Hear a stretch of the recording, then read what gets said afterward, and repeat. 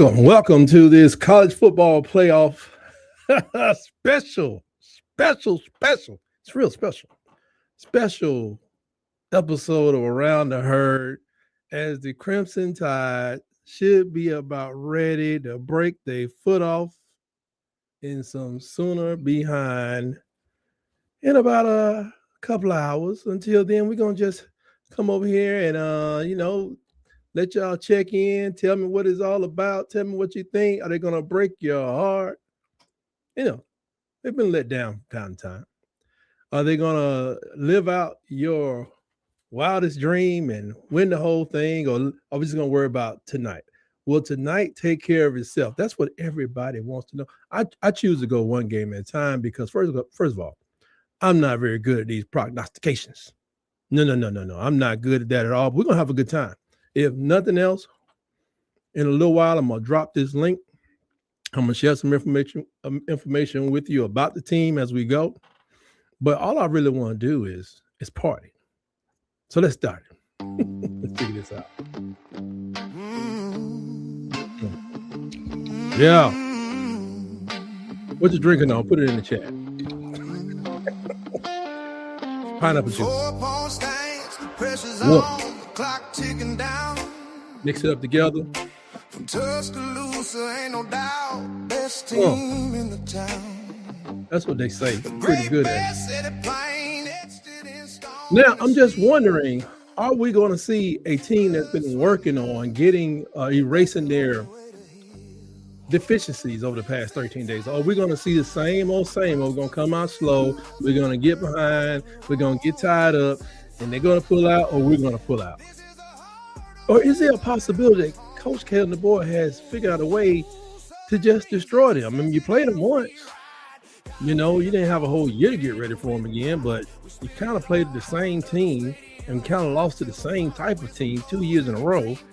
You got to have it figured out by now, right? Because you're a coach of the Crimson Tide. You got the Jackson Arnold thing.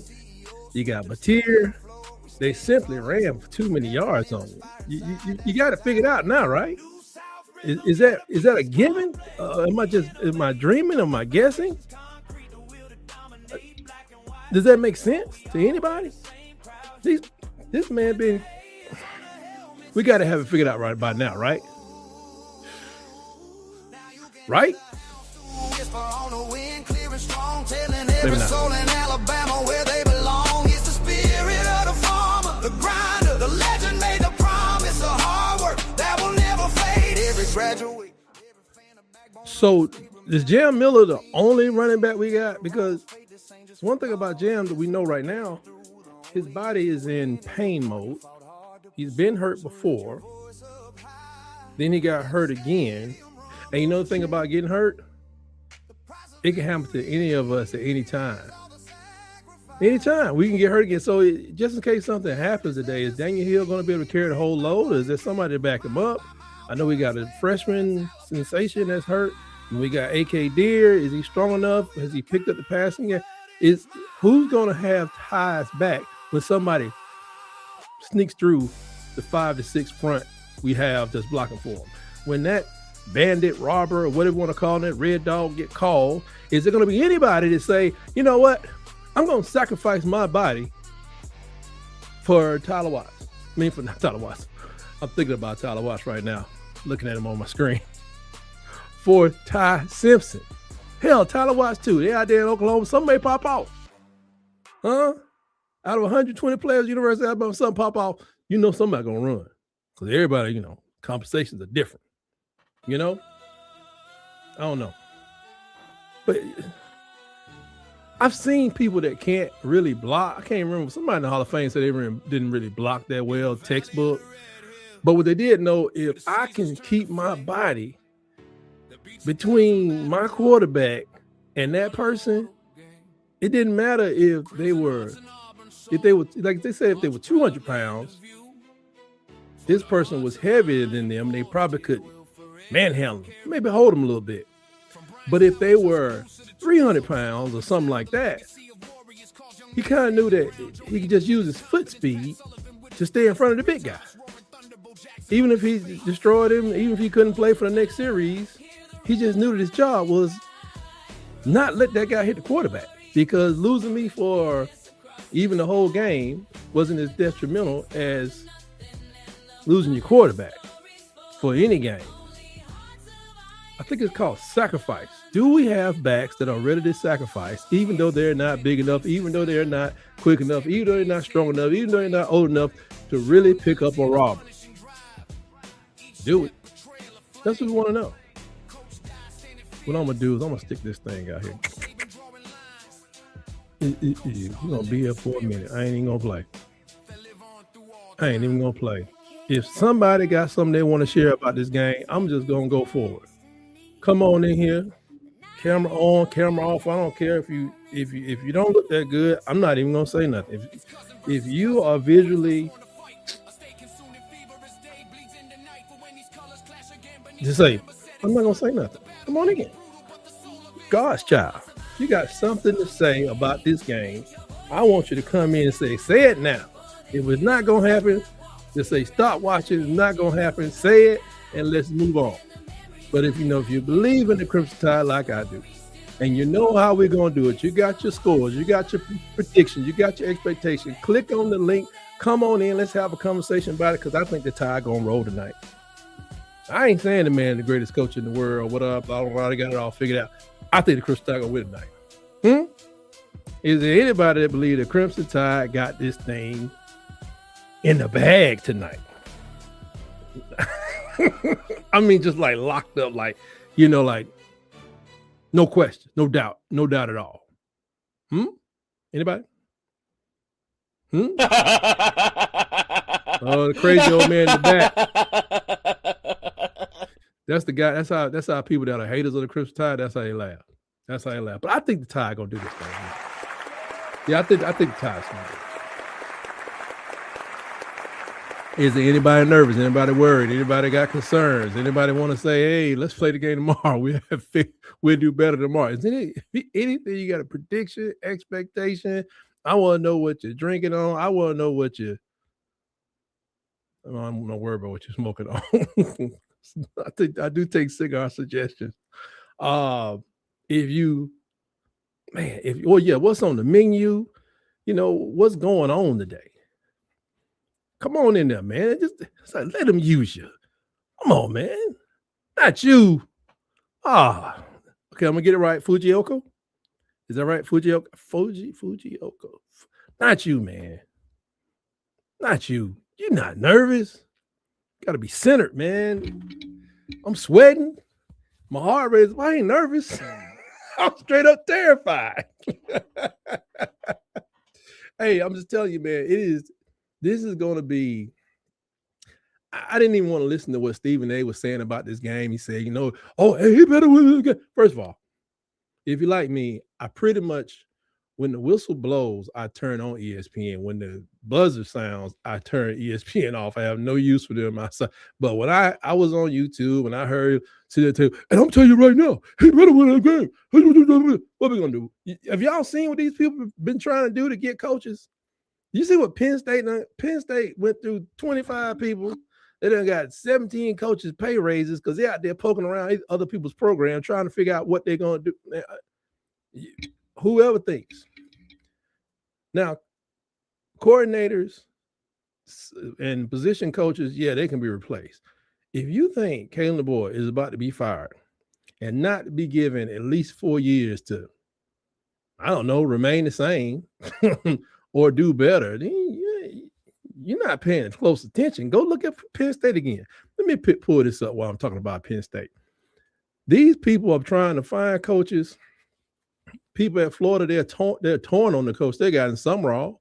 And there's people down at LSU that really don't like Lane because they're saying one thing. What has Lane actually won? Anything? Like, what is it? What have they won? Now, let me see something. Let me look for the nope. I gotta go. Penn State is in the Big 10. I just want to check on something real quick. Penn State. Now, as of today, on 3 has Penn State ranked as their class 2026, while Alabama, depending on who you ask, Alabama is ranked number 2 to number 4, depending on the recruiting class for 2026, okay? James Franklin is an excellent coach. James Franklin is a player coach. James Franklin is a program builder. Now, look at this. When it comes to James Franklin leaving that school, I don't know how many recruits he took with him, but right now today, what is this? December 19th. Anybody want to put in the chat real quick how many recruits Penn State has signed right now? On the end of the early first day of signing, Penn State had 2 recruits. I think that was December 2nd. Was that December 2nd? Yeah, December 2nd. It's December 19th. They went and got a coach from Iowa State who every once in a while he did disrupt somebody's season. They got a couple of wins. But he pretty much won about 56% of his games in 10 years. So they bring him to Penn State. Anybody want to guess how many recruits there are that have signed on with Penn State since James Franklin has left? 6. 6. Is this where y'all want to see Alabama be in a year or so? Well, if you were to fire him after this game, do you think that's where he'll be? You don't think we could get there? They are ranked 133rd. And the last time I looked, Penn State's class of 2026 is behind Colgate. And I'm not talking about the toothpaste company. If it was a toothpaste company, it'd probably make more damn sense. They are ranked 133rd. James Franklin was fired about 70 days ago, 70, 75 days, give or take a couple of boxes moved in and out of his house. Now, where is his class ranked? At Virginia Tech, last time I checked, they was like top 25. Top 25. We don't want none of that. You stop talking about, let some dude in, Connecticut gonna tell us we're gonna fire our coach if he don't win this game. Oh, yeah, people will be mad. But, people come out of their feelings and get back into their common sense, too. Mr. Baker, informational channel. Thank you for dropping through today, man. He says, if Ty cuts down the turnovers, Bama should win. P.S. Stephen A. and Shannon Sharp are not Bama fans. They are Nick Saban fans. That is an excellent take. That is exactly what I'm saying.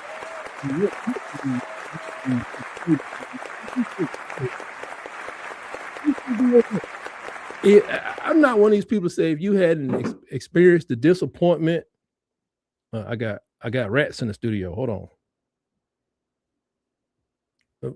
everybody want to be a celebrity, but nobody wants to put in the work. Anyway, I'll just play away.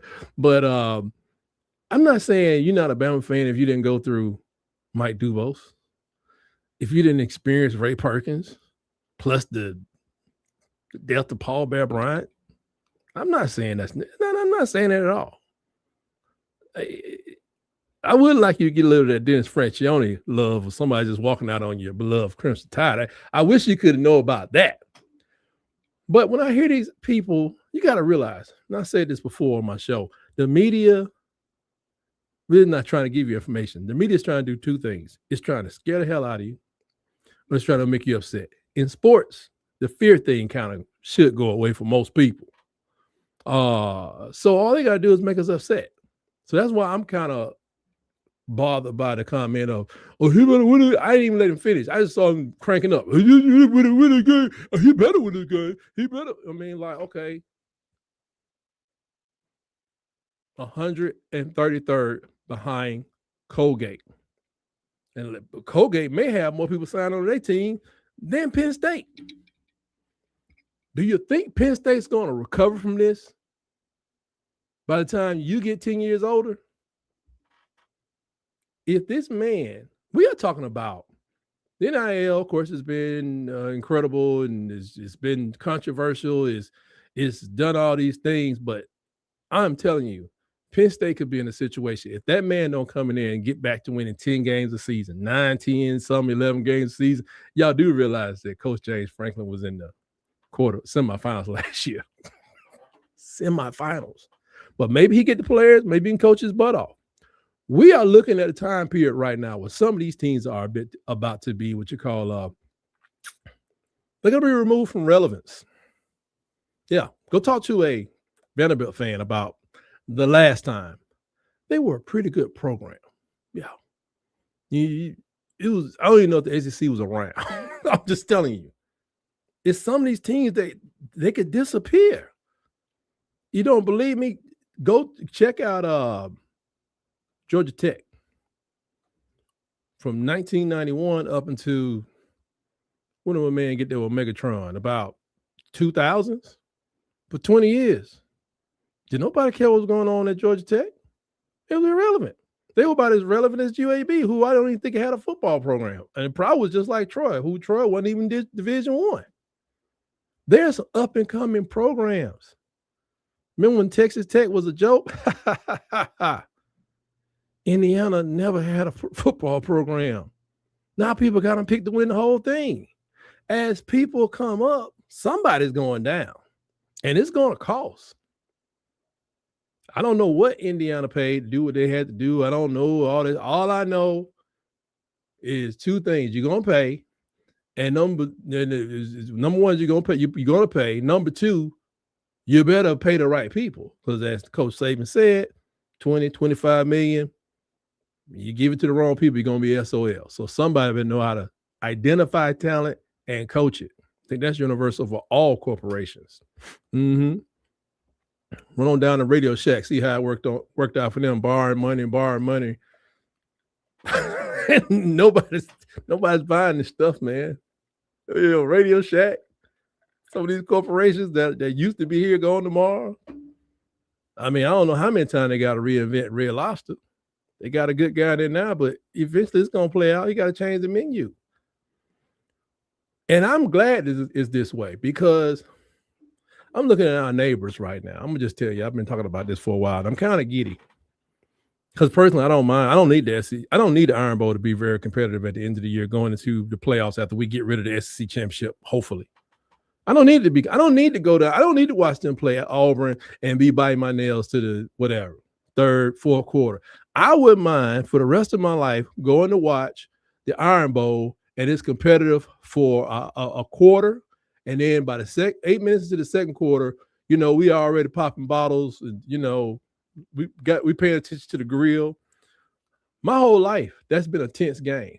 That's 50 years. I don't need no more thrill and excitement from this game. I don't need it at all. I don't need nothing from the Iron Bowl. So I'm hoping that Coach Golish, a.k.a. Coach Goatlick, I'm hoping that Coach Golish goes in there and does a mediocre job gets these people maybe to 500 in 2 seasons. So they got like 7 wins. Then he like maxes them out like at 8, 9 wins, and he coasts them, just coasts right there for about 6 years. Till they said, man, we need to make a change. The whole time, maybe Alabama has won a national championship, maybe Alabama hasn't. But if we keep going double-digit wins, showing up in the playoffs, where you think state's recruits going to go? Go over there to give it the old college try? Because I'm telling you, the next coach that comes in after Golick or Goatlick, it's going to be the job you don't want. Look at Penn State. You know what that job is? It's the job you don't want no more. When you was getting the handoff from Joe Paul, it meant something. Don't mean that much now. Go over there. And it's hard to recruit. You know, Steel Mills used to bring a lot of people out of the iron ore mines? He used to bring a lot of tough players out of Pennsylvania. They stand alone. As long as they got everybody in Pennsylvania to come to Penn State, it was game on. Them people leaving the state now. Especially when you can go down to, I don't know, Maryland, Virginia, Ohio State. Everybody's they leaving. Nobody wants to be there anymore. They be like, oh, they are a blue blood of football. When the last time they won a championship? A couple more years of this treatment that Notre Dame is receiving and is going to continue to receive. If they don't join a conference, they might as well go across the street and play Holy Cross. I won't care. I loathe Notre Dame as a football program. I have no use for them. The days are different, man. As teams come up, Arizona State was there last year. SMU literally got the death penalty. Now this NIL era where now they can do what they tried to do when they couldn't do it. Now they can do it and almost had a chance to play for a national title. That's crazy. Whew. It's a new day, and I'm glad it's here. I am glad it's here.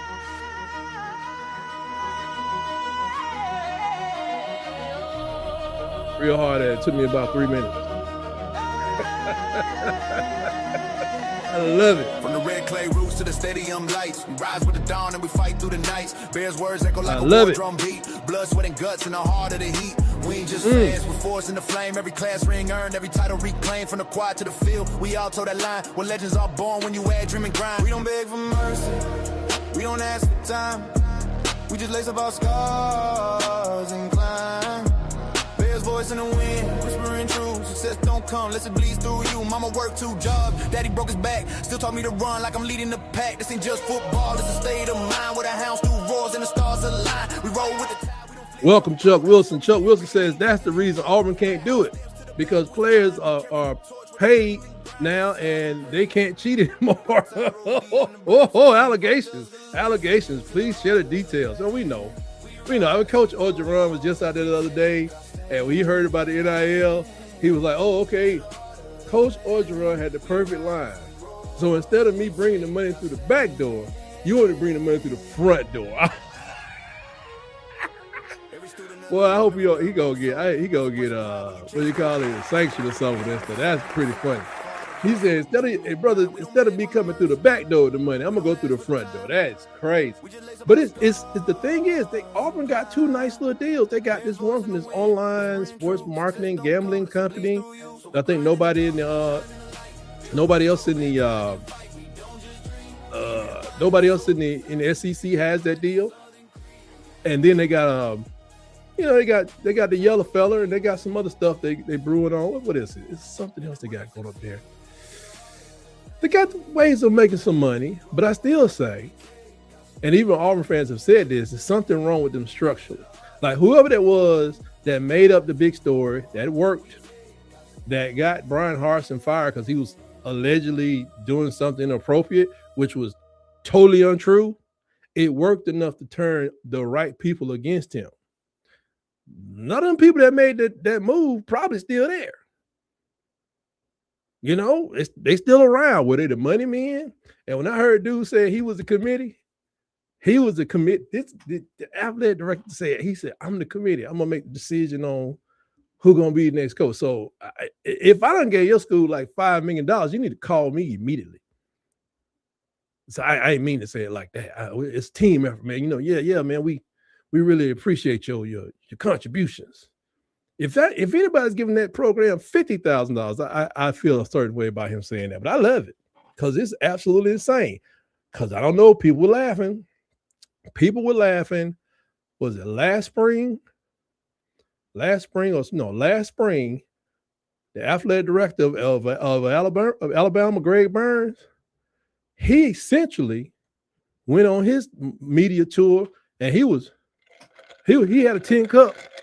He had a 10 cup pretty much with a with some nickels in it. You know, looked like he was begging, looked like he was panhandling. He was like, yeah, we need y'all to give, and but you know what? Well played, sir. Don't even fake the funk. I ain't gonna act like I got it. Gonna act like we got all we need, because we need more than. Don't nobody even know what they need. I still don't know what Ohio State actually spent. And then some people overspent, but you don't know what you need. You don't need. Do you need another $80 million athletic complex because yours looking dusty now? I don't know. Maybe you got to redo the play. He went out there and everybody's like, oh, Alabama broke. I'm like, never that, son. Never that. I know they ain't, they ain't got the money like the Cowboys, I guess, but they ain't broke. They literally thought Alabama was like gonna fold up the tents. I was like, oh no, that's smart. He's telling y'all, we don't have enough money.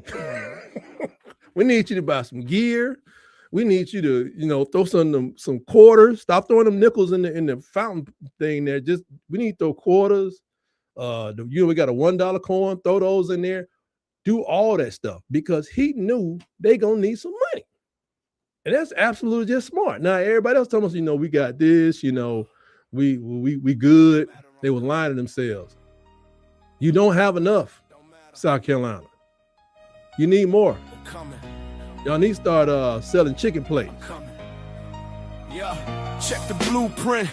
Tuscaloosa's the foundation. We birthed a nation. The backs caused a nationwide evacuation. The AC was the proving ground. The standard we set high. Saw Henry and Ingram touch the Heisman sky. They handed out the stiff arm. It was more like a smash. Made that whole damn conference look like absolute crap. We talked 4,000 yards, talked 40 touchdowns deep. You thought you had the angle, but you fell fast asleep.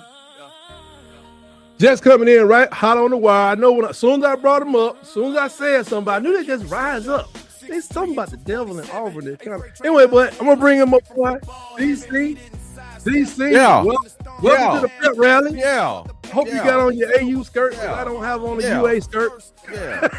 About to get this boomer schooner rolling, baby. Hey man, get this schooner rolling. Man, so you got Alabama winning by how much? Let's get this schooner rolling, baby. Ah!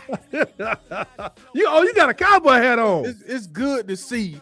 It's good to see. You on the precipice of a playoff game. SAT. And on the precipice of maybe even making a run to the national championship. And what are you doing? You're on here talking about Auburn. You're talking about Auburn. I'm talking about the total destruction and annihilation, the self-destruction and annihilation program. Because it ain't got nothing to do with us. We just beat you 6 times in a row. You talking about wishing Auburn the Iron Bowl would be an easy game. Yeah, man. Because we're going to be doing things. We tired of, we need a springboard into the playoffs. We're tired of running into a wall and climbing the mountainside. Then got to get rid of the SEC championship. What's wrong with Alabama? Alabama just fought for their life last week. That's what's wrong with Alabama. Come on, man. You on here hoping and a wishing and a praying. You know what I'm saying? Agnosticating. Yeah, I see PhD in here. You know what I'm saying? Where is me? You know what I'm saying? I came in here to antagonize. You know what I'm saying? Don't call I came in here to antagonize the base. You know what I mean? I said PhD. PhD, come on in here, because this man done use a word like precipice. Go on, call in, PhD. Go on, call in. You know what I'm saying? You ain't said nothing but a word, brother. Go on, introducing two-time graduate of the University of Alabama, coming in here to set her former high school classmate correct. PhD. Howdy, partner. We about to get this schooner rolling, partner. He ain't talking crazy. Because I'm in here wishing about the doggone Iron Bowl being an easy game. Because I'm saying that we are 4 short seasons from seeing Auburn just fold into amount of sheer. I mean, Bo Jackson probably wouldn't even go down anymore. He's like, I ain't going down anymore. Glad we on your mind, type. Glad we just always, man. Always look out for my mind. How you doing there, cowgirl? Ready for this boom sooner to roll?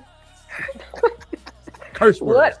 Stop cursing at this woman. What in the world have I called into? About to get this boomer schooner roll to get this schooner rolling. What? Okay. DC, what are you doing right now? Hey, man. Doing selling what I out. Do. Selling out to the man. I'm doing what Auburn. I'm Auburn. Oklahoma right now. Oklahoma right now is Auburn adjacent. Oh my God! First Jackson Arnold, now this. Where'd you get that hat from? Got it from the cowboy store. Got it from the cowboy store, ma'am. You know. Is that big stitching in that shirt there? Is that a doggone cowboy? That ain't a rodeo shirt. Yeah, it's gonna be a rodeo. It's gonna be a rodeo tonight. It's gonna be a rodeo, all right. Be a rodeo tonight. We're gonna get this boomer schooner rolling. Hey, I'm telling you, it's not gonna be rustle off some elephants tonight. That's hard to do. So does that mean that you're choosing the Sooners to win? Is that it? I'm choosing the old stinking cheating referee Heppin, always sliding in the back door of Alabama Crimson Tide to win. No, you talking about y'all not playing tonight. I'm picking that. I think Alabama's gonna win this game because I can't substantiate it, but it's just Oklahoma, Alabama. There's been some cheating going on. You said Oklahoma, Alabama. He said Alabama. He said Alabama. Alabama on every show. Oh, you got Alabama winning the game, actually. Winning. Mm-hmm. I came here with some rat poison. Hey, 2 hours for the game, I'll take it. 2 hours for the game, but I'll take it. No, I think, man, it's gonna be hard for them to beat Alabama 3 times straight, dog. Like it'd be embarrassing if we do lose, though. Now, don't get me wrong. I want Oklahoma to win. I really do. Deep down in my soul, in my Auburn soul. Right. I'm saying I'm a burnt orange, navy blue soul. I want Oklahoma to win, man. It's gonna be hard for Oklahoma to beat them 3 times, dog. But they're at home. You don't think they beat us at home on our homecoming? You don't think they could do it at home? Man, it's gonna be hard. But you have, if you're looking at the analysis of the game, statistically, Alabama beat them in every metric except turnovers. That is true. That is absolutely correct. Man, if Alabama can get the turnovers corrected, you know, and if Ty Simpson can go.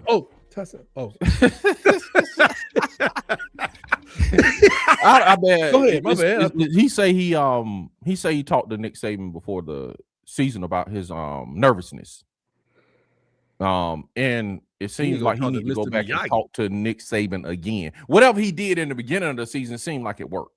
But it just seemed like whatever Nick Saban told him wore off.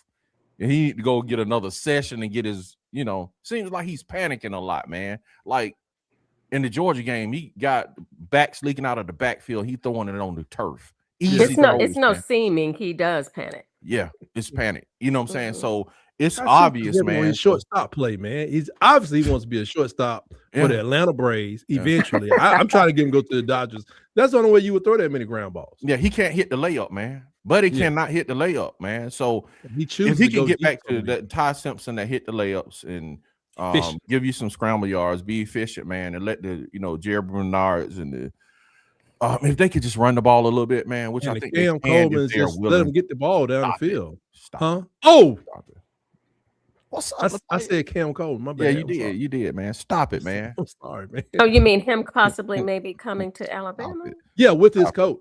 With his coach. Yeah, that part. Yeah, stop it. Huh? Stop it. What you think about that? What you think about that Derek Nix joining up with the Tide, man? Hey, man, I hate it, man. I wanted Derek Nix to be the OC at Auburn, so that tells you just how much I think about Derek Nix. I want him to be the OC. You got Golish, though. At all. Golish, I beat Alabama one time. And I would really hate for y'all to lose Ryan Grubb and then make Derek Nix the OC. That is mine. I would hate that. Why do you think he left, DC? Why do you think he even left? Maybe maybe he's just may have not been retained, or maybe Cody Burns is a receivers coach. You know what I'm saying? Oh, okay. So you know, Toya Billson, what's up? By trade, he was a running backs coach. Then he was a receivers coach. Receivers coach. Right. So maybe he wanted to coach receivers, and maybe he wanted to reunite with the Womack family.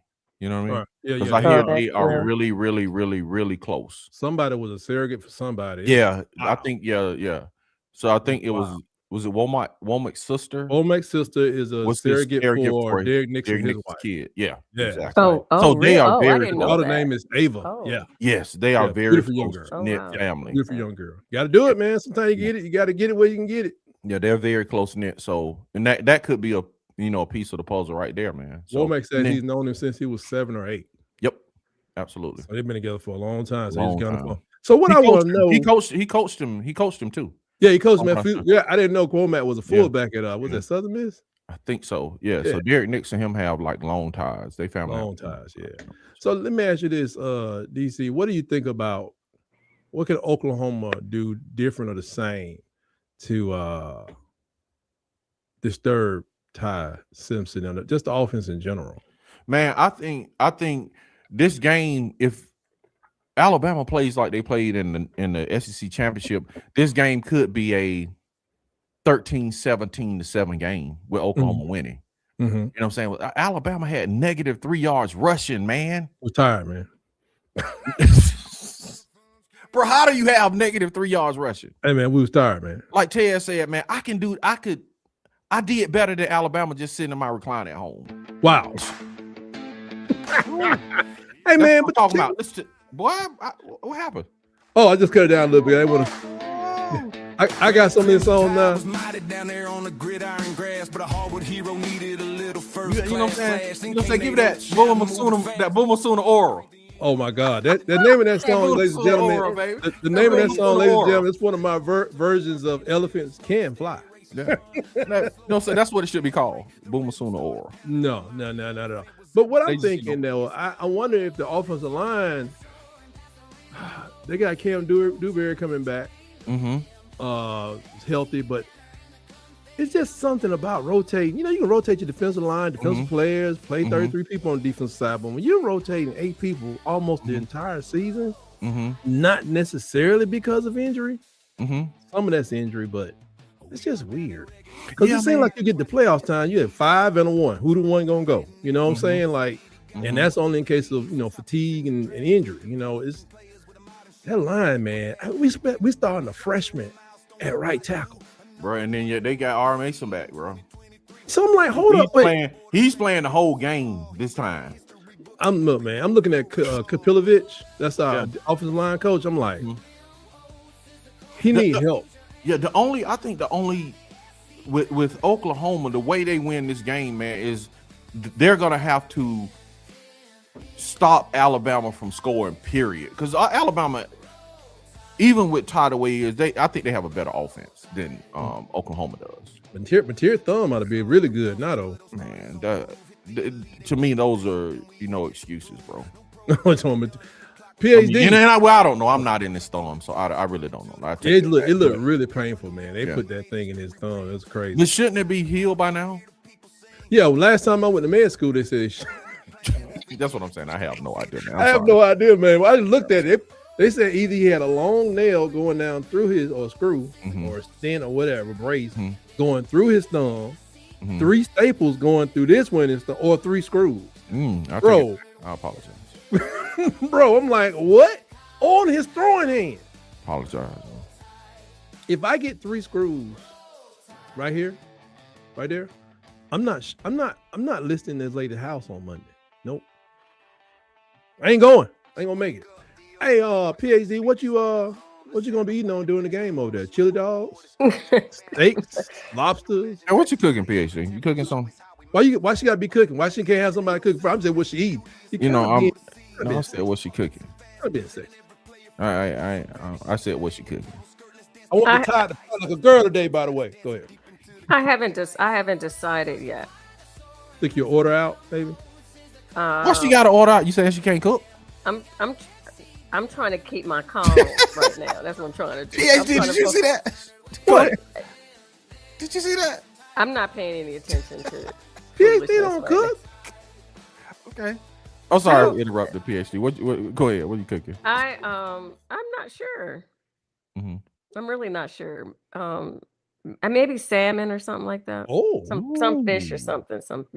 Little hollandaise on it. Or we going with like a maple syrup rendition? A maple syrup. Maple syrup? I'm not doing maple Yeah, you do a maple. Yeah, maple. I've never There's heard a that maple syrup. It's a maple flavored like a.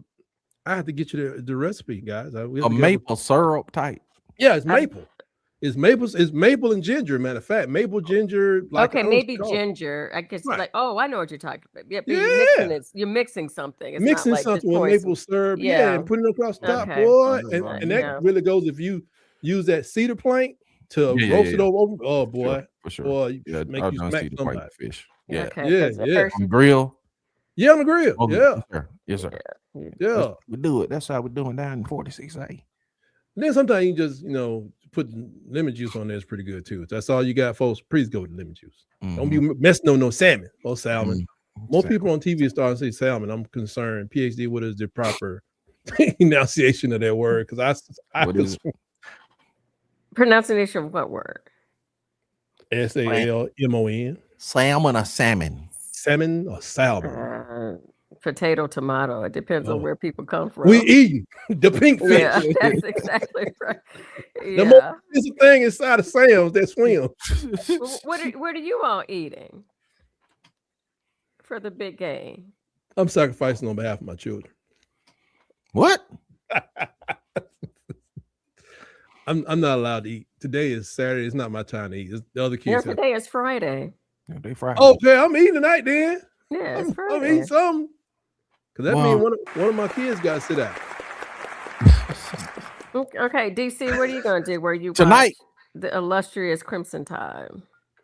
For the Tide game, I'm going to probably boil some hot dogs. I'm not going to even put them on the grill. Wow. I'm going to just boil them. Wow. Just boil a hot dog.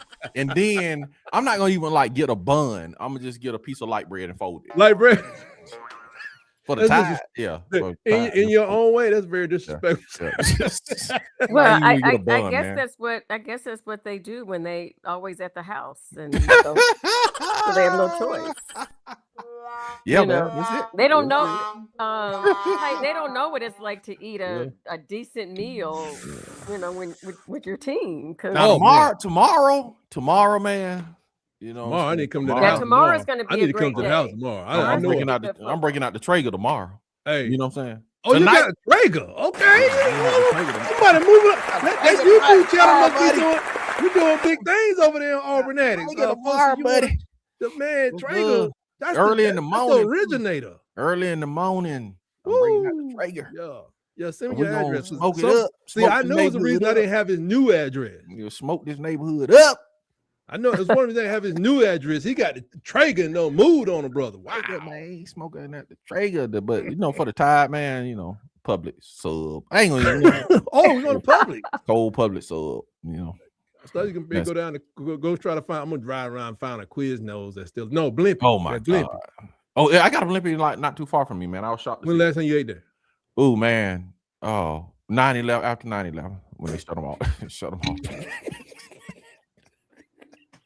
I did. They said they did. They shut all the Blimpies down after 9/11, man. Remember that? That is not a joke. That is.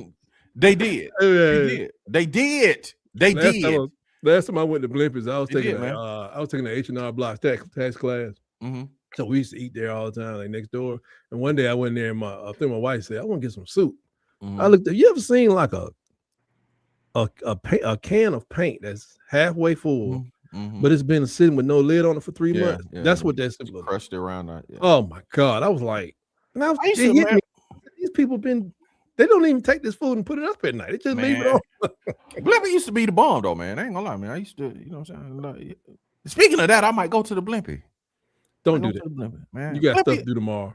Man, let's go to Blimpie, man. Actually, in my younger days, I used to deliver to Blimpie, man.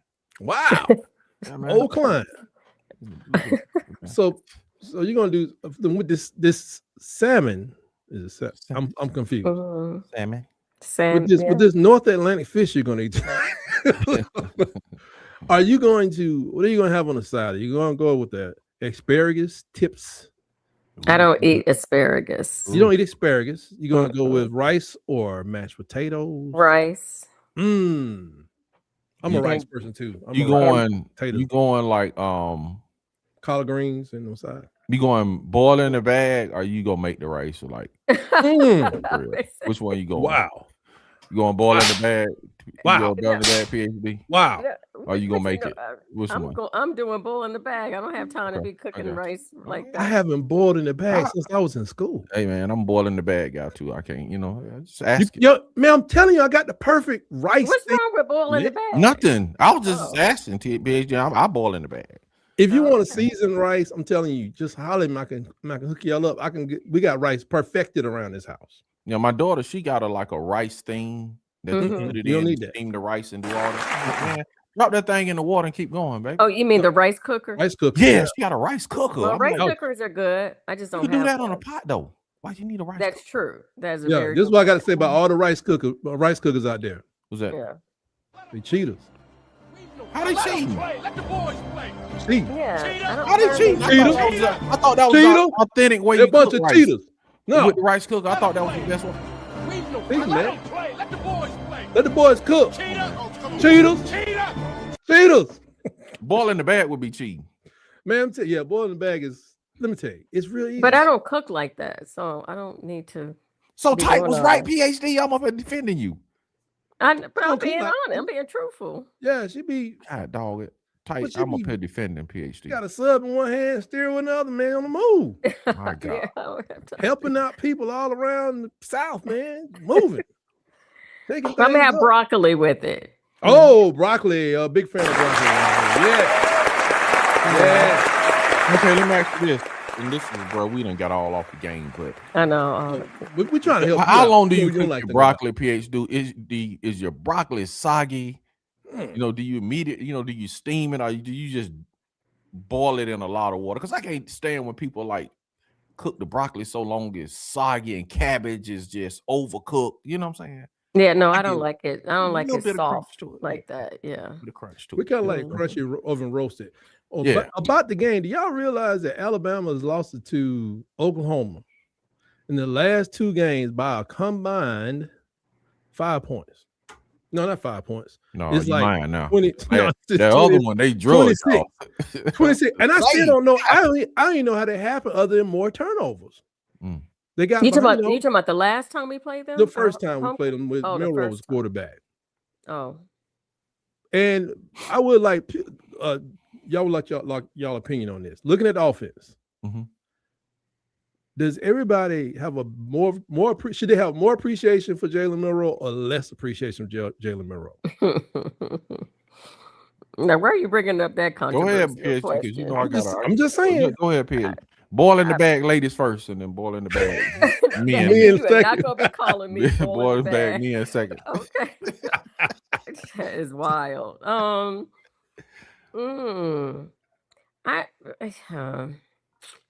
Here's the thing. I mean, Milroe could run, so that was the advantage. That was an advantage that he had over Ty. But both hold the ball. I mean, you know what I mean. I mean, I could see similarities in both of them. I think one of the main things is that at least Milroe would run and not slide. Don't get me started because that was just horrible. That slide was kind of long. That was aggressive. Don't get me. That was aggressive. That was aggressive. A slide you just gave right there. Slide. Well, because I was there. That's the only reason, right? Watching him slide, like literally. I don't know. I mean, I think here's the thing. I'm honest about us Alabama fans is we're gonna be wishy-washy. If Milroe plays great, we're all on Milroe train. If Milroe has one bad game, he's got to go. Put him. I mean, and that same thing with Ty. Ty is good. We're fans are not me. I'm not including myself in that, but right there with him. But then he messes up. Sit him down. I mean, I have to admit, 2 weeks ago, I was like, sit him down and put in the backup quarterback. Because what I was witnessing live, in Mercedes-Benz Stadium was sit them down. You was there? I was there. That had to be bad, man. It was awful. I was in a very bad mood for like 2 days. I was in a bad mood. She had to come. The PhD had to come lay on the couch. Wow. I did. Yeah, it was bad. I walked out of there not wanting anybody to talk to me. All you guys is barking in your back of your head. Oh, that woofing was on my nerves. Yeah, it was so.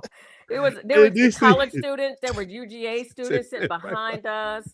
It was just bad. I wanted to turn around and tell them to be quiet. You know, It was bad. Yeah, it was really bad. Here's the thing: when PhD told me she was going to the game, I was like, "My God!" I was like, "Have a good time," because I was like, I was thinking about we're gonna lose by like 3-7. I mean, seriously, man, we just played Auburn. I know how emotionally whatever that game is physical, and I was like, have a good time. Yeah, I think that's what no one was counting to is the physicality of the Iron Bowl, man. Yeah, the same thing happened to us in 2017 when we played y'all and y'all hurt Kerryon Johnson, and then didn't have any. But I went into it with the mindset of our offense. I wasn't naive to say, because I was in Athens when we beat them in Athens. Right. And we didn't play, we pulled it out, but it wasn't great. You know what I mean? We won. So I went in there thinking it's all going to come down to what our offense does or doesn't do.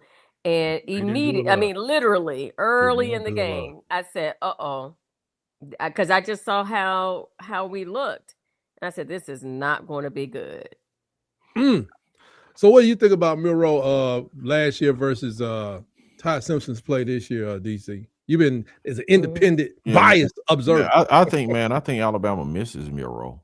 Yeah, I think agree. Milroe was on this team. Yeah, I think if Milroe was on this team, I don't think y'all have 3 losses. Oh my God. I agree. I'm serious, bro. If Milroe was on this team, I don't think y'all lose to Florida State. I'm saying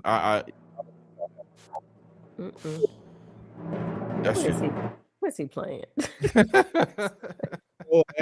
Yeah, and I think it was just, man, everybody was just laying blame at Milroe when Milroe was really. Now, did he hold on to the ball sometimes? Yes, but he was overcoming the offensive line last year, in which everybody thought it was just him maybe holding on to the ball and all this other stuff. Milroe was just overcoming the deficiencies on the offensive line, and now you're seeing really what the offensive line and is the offensive line better this year than last year? They said. I was just going to ask that question. That's what I'm saying. More people. Yeah. I don't know. Right. Like they're playing so many people. I can't tell who's the go-to lineup. I mean, I think this team would have been better if Milroe played. And the defense has got more legit at the end of the season. Like I told everybody, I thought Auburn had the best defense because when you take the offense away from it, man, the defense is like killer. Yeah. It's a killer defense. Durkin had them boys on whatever, and then Oklahoma, then then Kirby then was crunk up. So it's like you got back to back to back, man. Yeah, and go look at the game last year with Alabama and Georgia at Alabama. There's a lot of that was Milroe.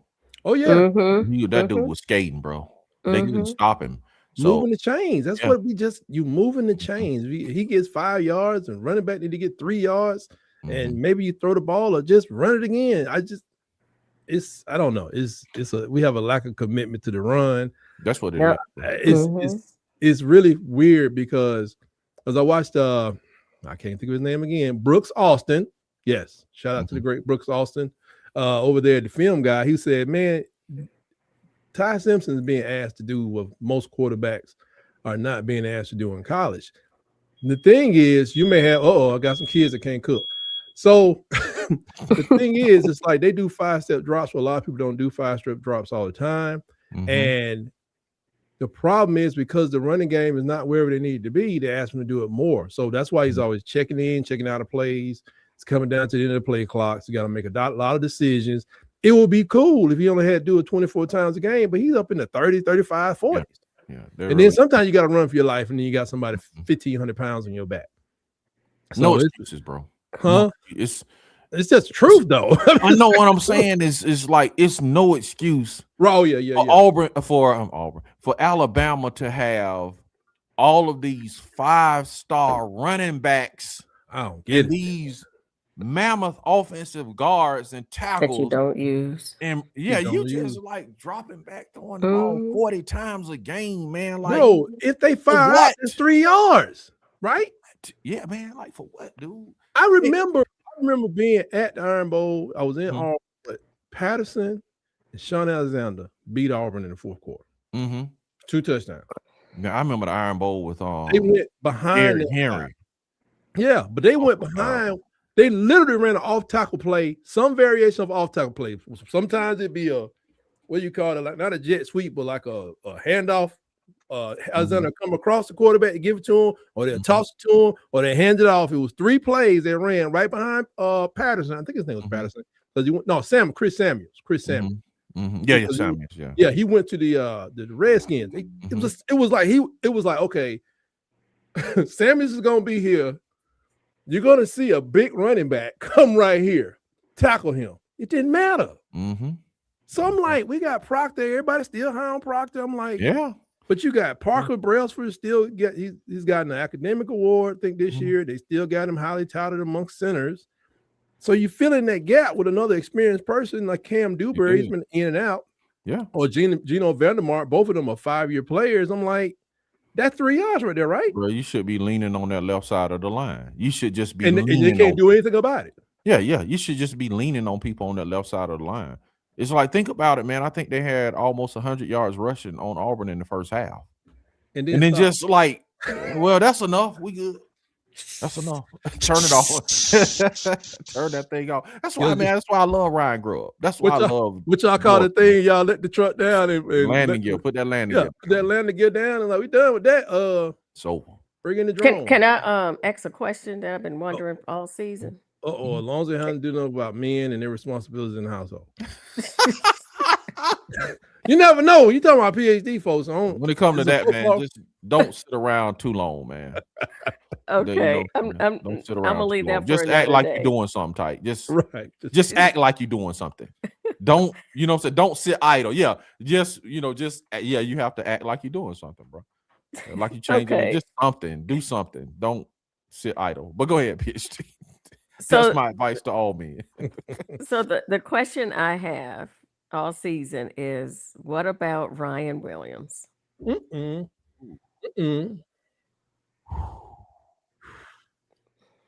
that? You said the Jake Paul fight.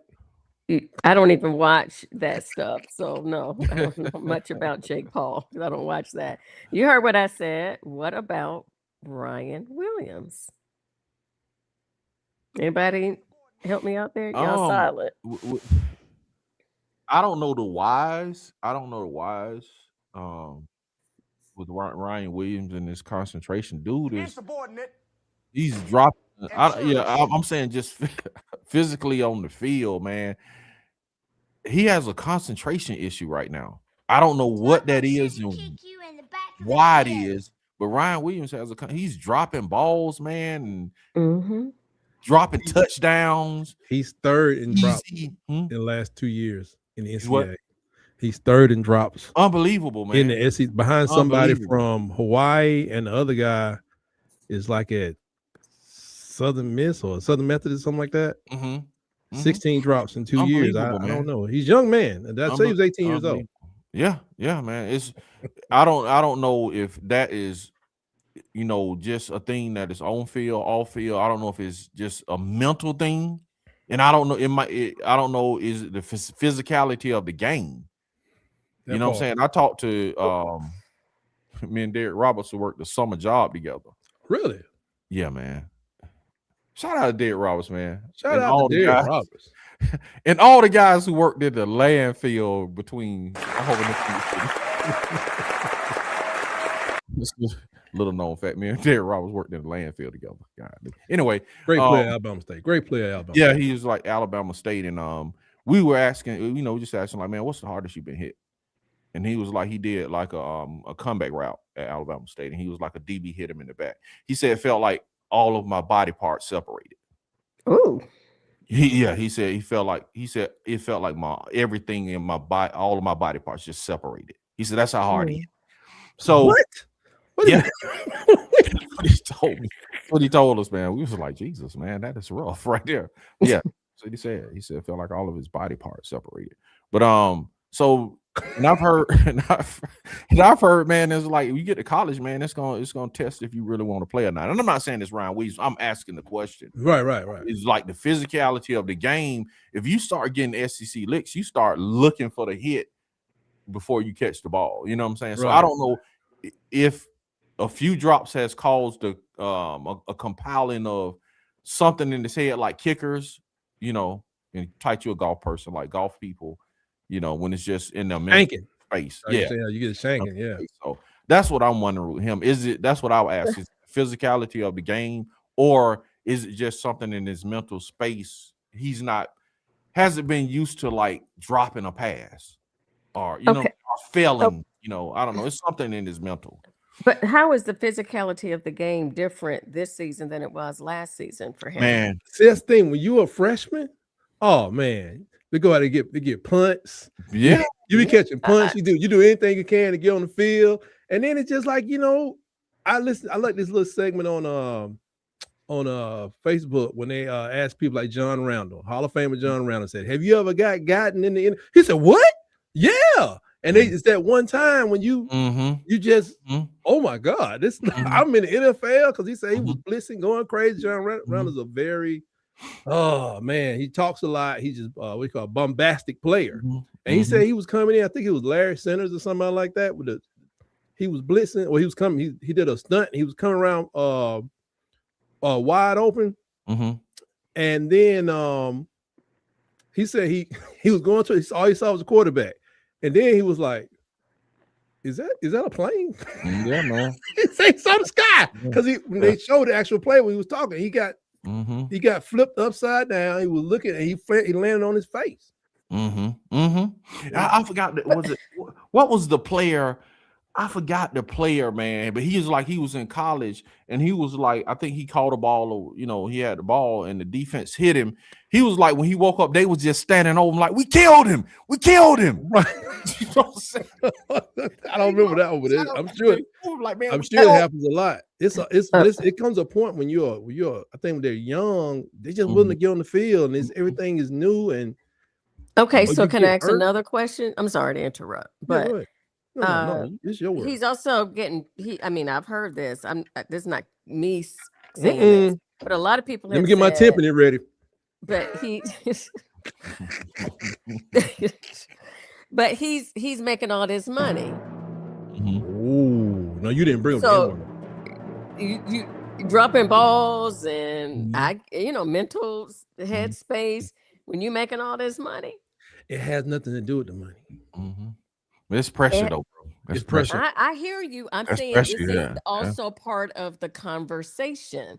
Is if you were the guy. I can't have. Yes, he was 17 years old. You know, he's a kid. He is 18, but you are 18 making big dollars and dropping balls and I'm not talking about, these are balls that you should catch. These are not balls that Ty overthrows, which, you know what I mean? These are balls that should be in Ryan Williams' hands. Well, actually, they hit him in the legs. They hit him in the hands. Taking it down that field. That's that's why. But there hasn't been any explanation. Nobody's saying it. I haven't heard a conversation within the Crimson Tide organization about Ryan Williams.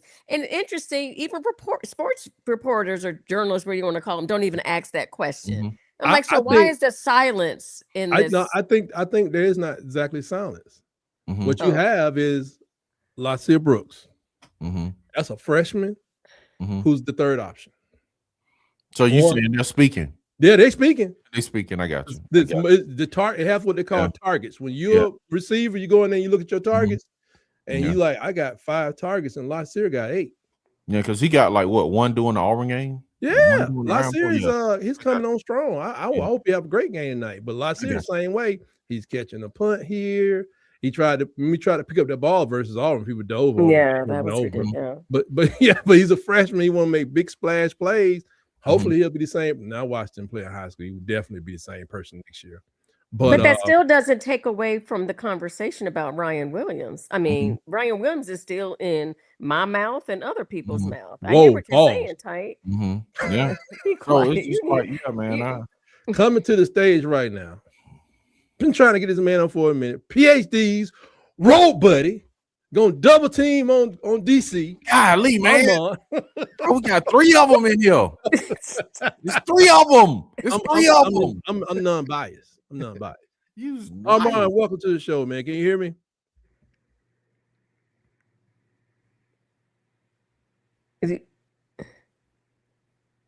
He can't hear me. Let me see.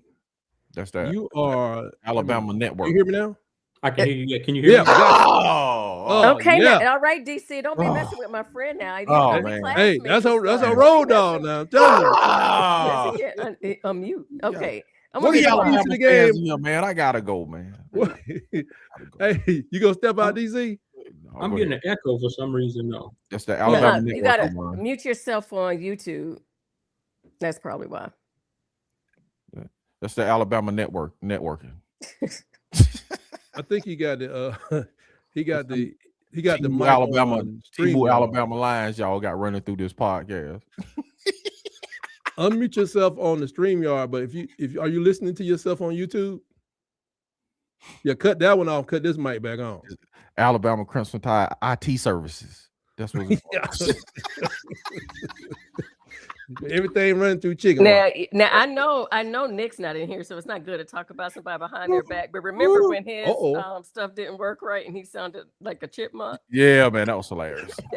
What was crazy is like people thought that was not real, but when we got off the show, he was still stuck and we just like still talking. What? Yeah, he could get it unstuck. Can you hear me? I'm good. Yeah. What are your keys to the game, Armand? Give it to the people. So here's the thing. All of the talk is about what Alabama can't do. I think that's really just sort of media hype because Alabama moves the needle. The thing that people aren't talking enough about is that Alabama's defense is as good, if not better, than Oklahoma's. Oklahoma's offense has been stuck in the mud all season. If you watched the LSU game and the Missouri game, Oklahoma should have lost all of those games. It was only because neither Missouri nor LSU could do anything with it. Right. And they got a couple of busted coverages and got a touchdown on an explosive play. That's the only reason they won those games. So anyway, to answer your question, here my keys to the game. Obviously, the turnover battle is always important. So we got to do better than we did the first time. Yeah. But I put this in the chat. I think that based on what I saw from when Oklahoma played Missouri and when they played LSU, we got to keep a safety over the top of Satania because that's their only dangerous receiver. Keep a safety over the top of him. Stop. And then keep a spy on Mateer so that he can't scramble. And if we do that, they aren't going to score any more than 13 points. Maybe even put Red Morgan over there. So Red Morgan may be a good spy. Yeah, that's what I was saying in the chat. Either because it looks like they rotate in the secondary. So either Keon Sabb or Red Morgan, because Morgan is aggressive. He's going after the ball. You know what I mean? Yeah, Cam Howard got hurt. He was like I think it's a 5th year out of Wake Forest. He got injured. I don't know if he's questionable or not playing tonight. So that's where Red starts showing up and making plays over the last 2 games. Absolutely. I think he made some against Auburn. Matter of fact, a couple of key third down plays, probably pass interference. Yeah. Anyway, whatever happened, Auburn, they deserved it. Yeah, the kid named Cam is still on the injury report. So yeah, so he's not likely to play. What is the weather like? Is it gonna be freezing cold? What is the weather like? I think it's they saying it's in the 50s, but the only weather implications, they said the wind is blowing. Oh boy. They said wind gusts up to 30 miles an hour. 30. So it's gonna be 50 degrees. So it's not gonna be cold, 40. But it's gonna be chillier than it feels. And then obviously with the wind, you got quarterback issues, and if you're an Alabama fan, you know that doesn't bode well for our special teams because they leave a lot to be desired. But man, that could work out better for y'all though, honestly, because that could force you to run the ball. Yeah, well, and if nothing else, it may neutralize the advantage that they have otherwise on special teams. So sure, that reminds me of the rain they got at the LSU game last year. Milroy ended up with 5 touchdowns. Yeah, Armand, very important question. What's on the menu for the night for the game? What are you doing? Oh man, so I've been I'm trying to give you a serious answer. I've been eating terribly for the last like 3 or 4 weeks, so I was bound. No reason to stop now. With no judgment zone.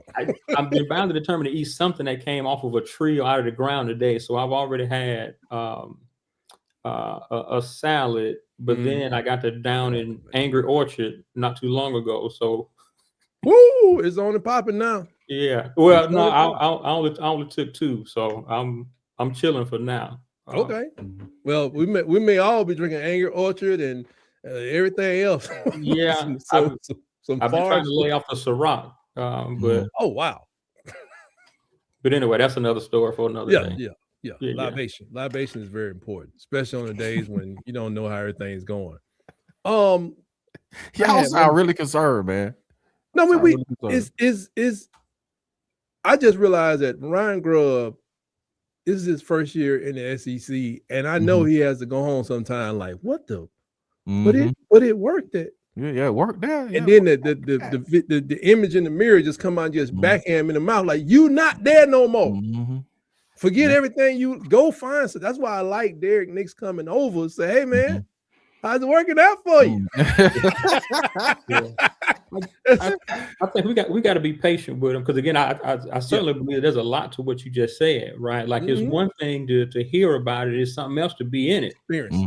And so a lot of the fans, first of all, the fans that by definition they are delusional and aren't tethered to reality or anything like that. But I mean, these are folks these are proven folks, so they didn't forget how to coach. You know what I mean? So to me, what that suggests is you got to give them an opportunity to get in, get used to it, because it is like, I mean, our slogan is, it just means more, right? So like if you aren't familiar with that, if you aren't accustomed to that, it's going to take a little while to get up to speed. The other thing too is like they're still playing largely with other people's recruits. This is true. So I mean, you mix in your stuff. You want people to do what you can do. Because I think right there at the running back area is where that kind of shows up the most. Because A.K. Deere, he's still young, but you expect maybe a Jam Miller and Draylon Washington to come in and just pick up. But Jam seems to be the only reliable technique blocker in the pass game. Whereas Daniel Hill's just a big ass dude who, he manhandles anybody that come his way. But if one of them is down, it becomes almost they telegraphing it. Like, am I bringing Daniel Hill in because Jam is hurt? Or if I bring Jam in, that's the only way you have a variety. I can do a pass or I can run, but you bring Daniel Hill in, they're looking for the pass or pass blocking. And I don't know if they probably want to have 3 backs they can just use interchangeably, but right now it's not like that. And think about this to that point too, right? Because even with Miller is probably our best back, but he isn't what DeBoer and Grubb would prototypically have in their system. What was the guy they had in Washington? The last regime.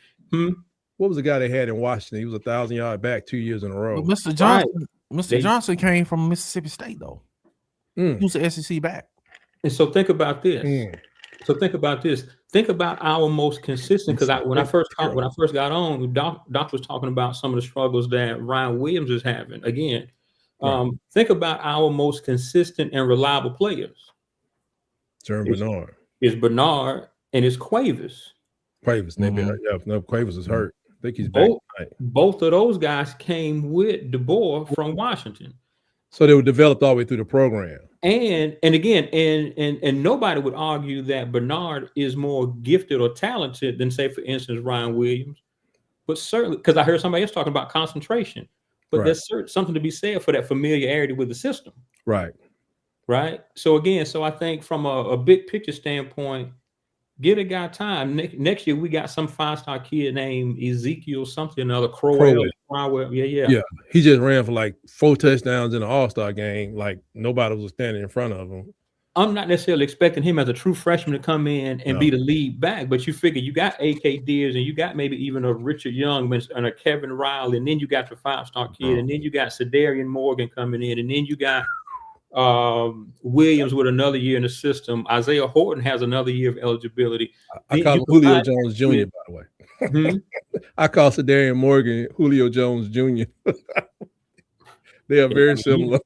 He loves Julio. Pay attention to the pickup. We just, like I say, I heard somebody just mention this. We just picked up Auburn's wide receiver coach, right? So depending on what his relationship is looking like with Cam Coleman, man, y'all stop. Don't start this. I'm just saying. Don't start this, y'all, man. I'm just saying. But you gotta share, man. But even Free Joe Phillips. But even absent that, right? But even absent that, you look at a Ryan Williams, this Morgan kid who's a 5-star phenom, Isaiah Horton. Next year, Caleb Downs will have an extra year in the system. Give these guys time to get their people in so they can get the familiarity so that they are. And again, anybody who's played ball, you know that the last thing you want to be doing when you're playing ball is thinking. You want people reacting off instinct. Well, if you're thinking about a system because it's a relatively new sort of a thing for you, none of that bodes well for your ability to just react and play off instinct. Get a man time to do his thing. He hadn't forgot how to coach.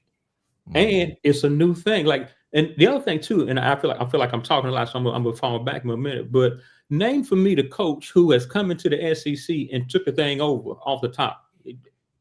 Nobody's done that. But this man is probably Urban, maybe.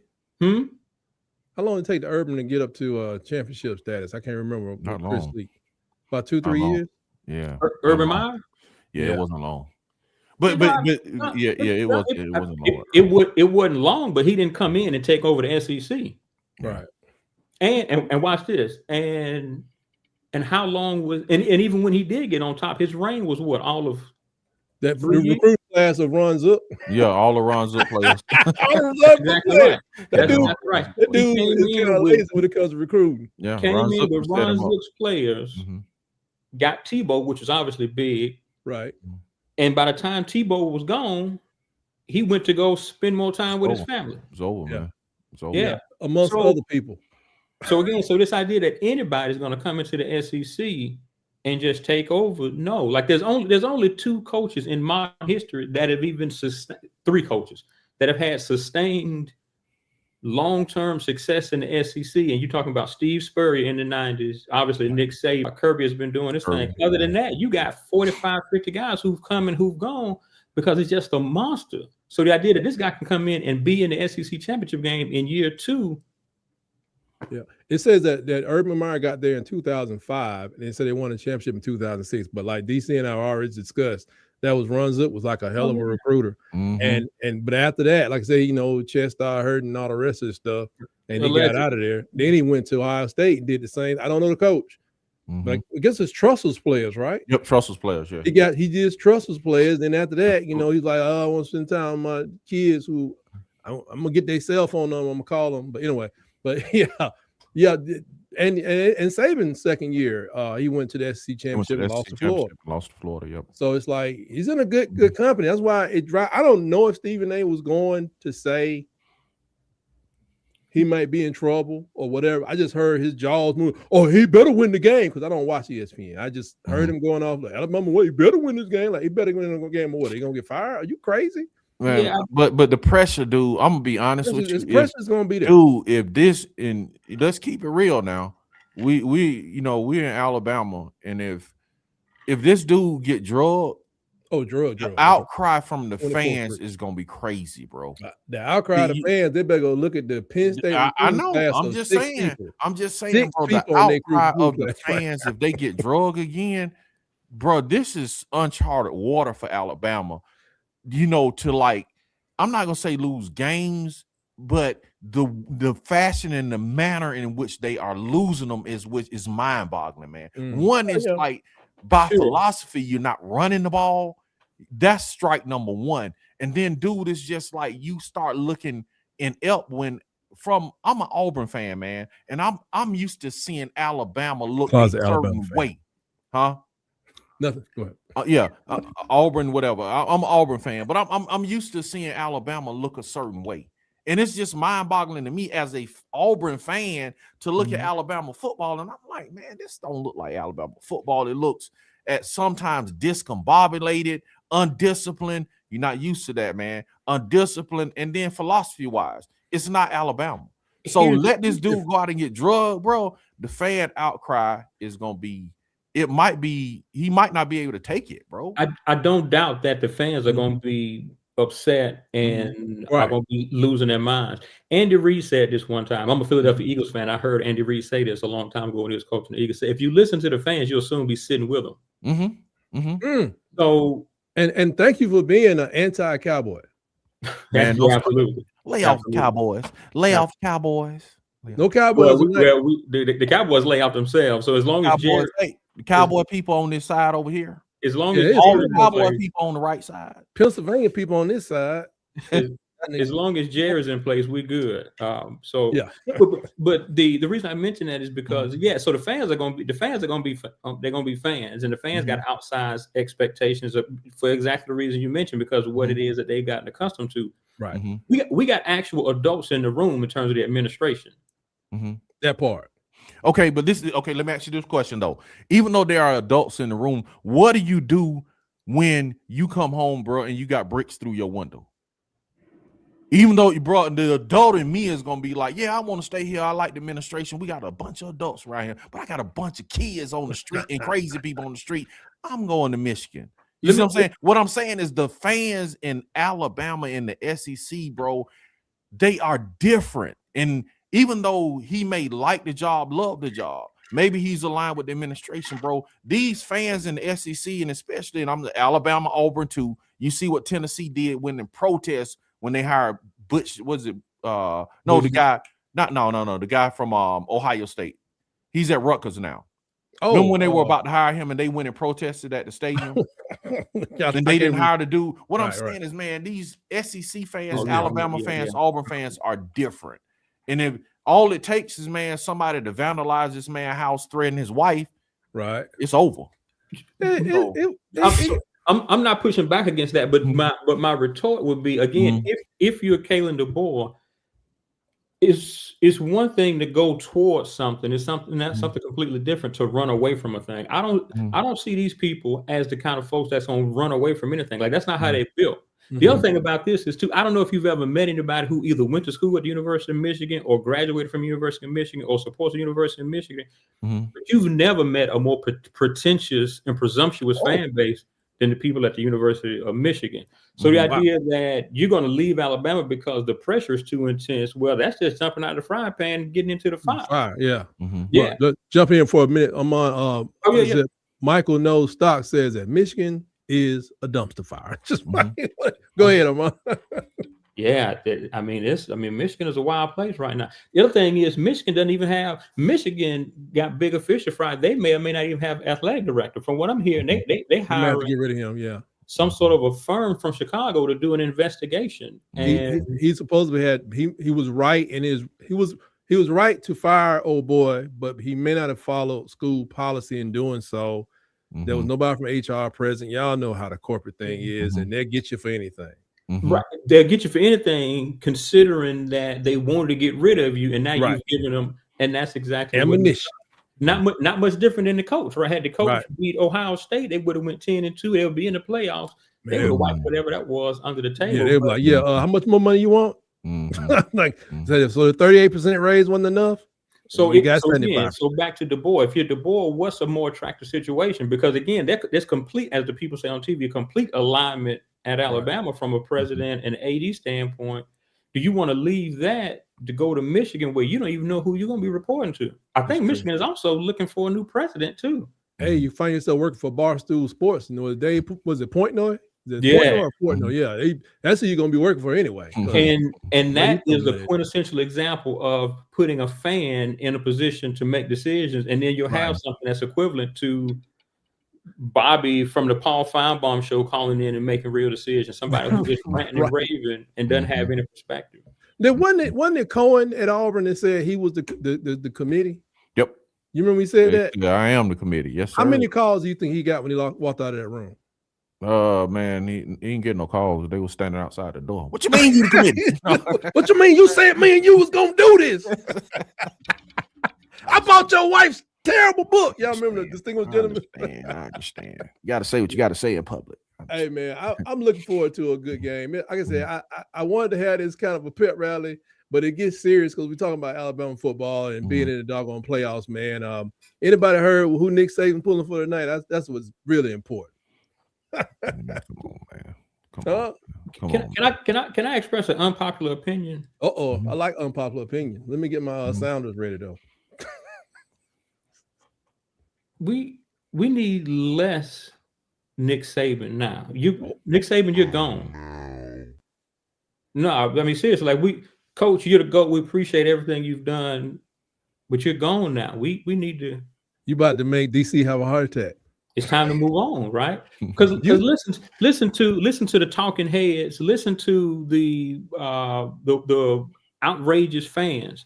Everything is some sort of a comparison to what was when Nick Saban 17 years of excellence. Nick, right, 17 years of excellence. But again, unpopular opinion. If you were paying close attention to those last couple of years, somebody mentioned undisciplined. No, the team now is actually more disciplined than 2022. How many times did Nick Saban throw a headset, blow a gasket because of false starts, because of procedure penalties? We rarely, if ever, have. I'm hoping I'm not jinxing the team now. We rarely have those issues. We have much more disciplined team than we were in the last couple of Saban years. But because Nick Saban is Nick Saban, again, the GOAT. No sins. No sins for the GOAT. I'm gonna let y'all have that one. Y'all watch Alabama football closer than I do. People romanticize, and Nick Saban never lost a game. He never made any mistakes. Something else that the new guy does that I think is going to be an advantage down the road. It's an investment. So just like any other investment, you got to give it time for it to mature and pay off. Right. They rotate the young guys in. With Saban, you had to sit and wait. Right. We keep a rotation of young guys in, and so now when we have injuries, and we've had injuries all year long, we don't fall off the cliff. Obviously, you're gonna see a drop off. Yeah. But again, you all may be old enough to remember when John Mechie went down in the SEC championship game, and then Jamison Williams went down in the championship game. We were done. We were winning that game at the time, but as soon as Williams went down, we had no other bullets in the chamber. Nothing. With the way the new guy runs his system, again, think about who we got at receiver now. We got Brian Williams, he's struggling, but he's solid. We got Isaiah Horton, we got Jeremy Bernard, we got Rico Scott, we got the kid Lottie Brooks. So if any of those individual guys go down, we're not beholden to any of them. And Caleb Edwards. And we got Edwards, and we got Quavers, and we got Danny Lewis coming back. And we just picked up a transfer kid from Oklahoma State. So and all of them are going to play. Somebody mentioned Red Morgan. We're talking about Red Morgan. You got Mincy. You got Bray Hubbard. And we know their names without looking at a without looking at a depth chart. You got the hyphenated kid name who transferred from Colorado. You got Justin Jefferson. You got Quay Rousseau. You got 42 Pierre. Right. So you got depth because they're running guys in and out. Like you don't have to necessarily wait a turn. Right. You get meaningful reps. So again, we have found a killer in Yanzir Pierre because of him. He was sitting over there, and then who was the guy? Quay Rousseau got hurt. He got and it's like everybody was like, not exactly Quay who, but is Quay coming back next week? Well, take your time, Quay. Take your time. Yeah, take your time, man. Get all the way healthy. That's exactly right. But again, building depth. So imagine, man. Again, with your adult brain, imagine what this thing is going to look like when you have that type of player development and people who are picked specifically to fit his system. Right. Just get a man time. And the further and further we get away from Nick Saban, the less likely it is that we're going to romanticize whatever it is that was, and we can get back to something that is more closely aligned with reality. It took at least that back-to-back championship before they kind of like stopped doing the bear thing with Nick Saban. It was like, well, Bear Bryant, he wouldn't have done that, but he got that back-to-back. It was like, it kind of died down. So Kayla has a long way to go, but I just look at like, okay, if he leaves or he leaves Alabama, Caleb Boyd leaves Alabama, where are you going to get a coach? Right. So everybody, if you hooping and hollering, talking about get rid of him, I actually called in Paul Feinbaum yesterday. Oh, and that was my question, right? So for all of the people hooting and hollering in their basement, many of them probably sleeveless shirts on, right? Right. If you call him Paul Feinbaum, but anyway, if you're gonna hoot and holler about getting ready to coach, identify by name, not some nameless, faceless, generic person. No, tell me the person that you're gonna go after to get. And then 2, tell me what pitch are you gonna use to lure them away from wherever they are. Yeah. To come take your job, considering just how they watched you treat the last guy. Yep. That's what I always say about, If they're in a position to be satisfied, if they are satisfactory to you and your ridiculous outsized expectations, they got to be doing a good job wherever they are. Why in the world would they leave that to come here and be treated like a second-class citizen? It's absurd. I thought about Dan Lanning in Oregon.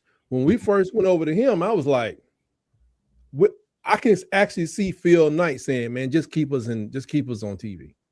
As long as you can. I don't know if Phil Knight said, man, you better go get a championship or you fired. I don't see that happening with Phil Knight because he already know.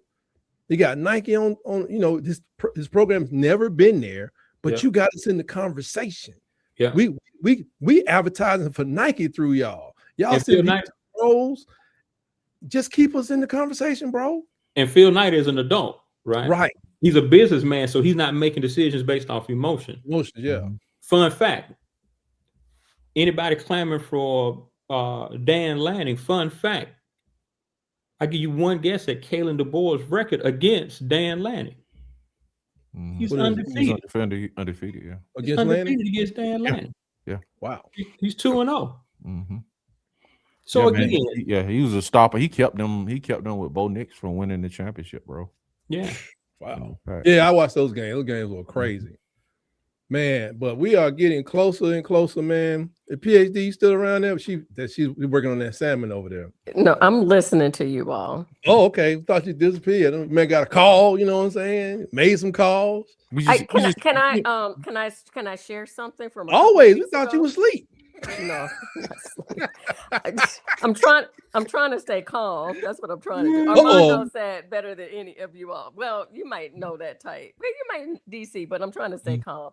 2 weeks ago, I was sitting next to somebody in Mercedes-Benz Stadium for the whole game that just kept saying on repeat, just settle. We just have to settle. We just have to settle. Finally, to that person I happen to be sitting next to, great friend of mine, enjoy. But I was like, that needs to stop being said because it comes to a point where settling is just long gone, right? So I'm going to try to settle tonight for my dear friend who I was sitting next to last week, 2 weeks ago in Mercedes-Benz. But if it gets out of hand, and this dear friend too, sometimes jumps the gun sometimes, it could be text back and forth during the game, but I have to tell them to settle. So I just hope that tonight we all settle down and hope that we pull out a win because I think we can do it. But the turnovers have to end. I mean, that has to stop. I mean, this if they get one, I'll give you one. But too. No. And then Ty, I like Ty. If you see open, if you see a chance to run and nobody's around, just run. Just go. Because I've seen him do it. Right. Because so do that. And you don't always have to drop back. Well, I'm saying this to Grub. You don't always have to throw the ball when we're trying to get just three yards. Right. Okay. We have jam back. We have great, we have good people. Run the ball. That ain't happening. Run the ball. BAWL. The question. But we'll try to settle. I'll try to settle down today. Okay, let me ask y'all this. Do y'all think y'all can score 21 points against Oklahoma defense? 24 points wins the game. First team. That's what I said. Do y'all think y'all can score 21? I think 21. Yeah. If they execute and keep these turnovers out, it's just crazy. If we keep the turnovers out, keep the turnovers after you score. If you don't, because they're not okay. I don't know what the efficiency rate would be. Let's say you have 13 possessions. If you can get 3-4 good drives, you get 24 points. But if you get 2 of them things or turnovers, you're going home with your trunk. I'm tuck telling you, between your legs. Like, Amar, Oklahoma at remind me, home last dog. couple of weeks ago, I know we were talking about this in the stadium, and I can't remember because after a while I just tuned out. I mean, I was there, but I just tuned out. Did we ever get across the 50-yard line? Yeah. In the fourth quarter. Yeah. In the fourth quarter. That's what I thought. In the fourth quarter. So and then, bro, it's gonna be out in the elements, man. This They play Auburn last. This is gonna be a drag out game right here, man. Oklahoma here's at the home. thing I got. Here's the thing I got. It's 13-3 Oklahoma going into the third quarter. Do we see a quarterback change? No, absolutely not. Wait, do we see one or should we see one? Or should we? Yeah, that's the question. Absolutely not. Should you see it? Bro, you're not gonna put a cold quarterback. I don't think should. I think do we? No, I go with do. No, because you're not gonna put a cold quarterback who hadn't played all season in the game with these stakes in Oklahoma. But he's been against that Austin defense. Mack has been there a long time. You can't. This is a playoff game, right? You can't. So I'm gonna make a baseball analogy. In Game 7 of the World Series, right? If it's a full count, 3 balls, 2 strikes, you can't go down looking. You can't watch the other pitcher throw a fastball right across the middle and you don't take a swing. Right. You can't do that. So if going into, I'm gonna say everything in the scenario you just said, 13-3. And the offense not going nowhere. Maybe you got one turnover up there early. Right, because I think the real question is you asking, can we get 24 points? I don't think that's a question because we had 21 the last game and we threw an interception in the red zone going in to score. So whether or not we can do that's not the question. The question is, can their offense score against our defense without being gifted field position? That's the real question. That's what got Georgia. What about special teams? So that was a part of the gift. So the first touchdown Oklahoma scored against us, they got on a punt return. They got a punt return and they ran it back to like the 8 or 9 yard line. So Oklahoma did not. They didn't earn anything. Right. I could actually make a case that even in the Georgia game, because people talk about Georgia dominated you on the score. If you the defense, the offense was 7-7. If all you did was look at the score at the end of the game, you say, man, like they drugged out. But if you actually watch the game, you will see that the first touchdown they got off a block punt. The second touchdown they got off an interception. They ran back to like the 40-yard line. Right. The third touchdown we went for it on 4th down in their territory. Right. I still don't understand. You can lose, but it was that was a panic move. I think. I love this guy, man. On the coach's part. So yeah, I don't think there's any question that we can get 24. Now again, we probably won't get much more than 24 because Oklahoma got one of the best defenses in the country. The question is, can they score that many points on us without us providing them assistance? But if I'm coaching, if in a playoff game, if we down 13-3 in the second half, if we looking that anemic on offense, but our defense is holding them down like that, if nothing else, you got to pull them out for a series or two to see if somebody else can give you a spark. That was my next part. Is like, because I thought in Georgia they could have pulled them out for a series and be like, just to see if you get a spark. So think about you do know this is not a scrimmage, right? Right. This is right. And again, and if the backup is giving you something, now you can ride the hot hand. Right. Think about this. Last year's SEC championship game, Kirby Smart, for whatever reason, tries to go for a Hail Mary with 2 seconds left on the clock right before the half. Right. Carson, what's the kid? Beck. Yeah. Ends up tearing his shoulder up.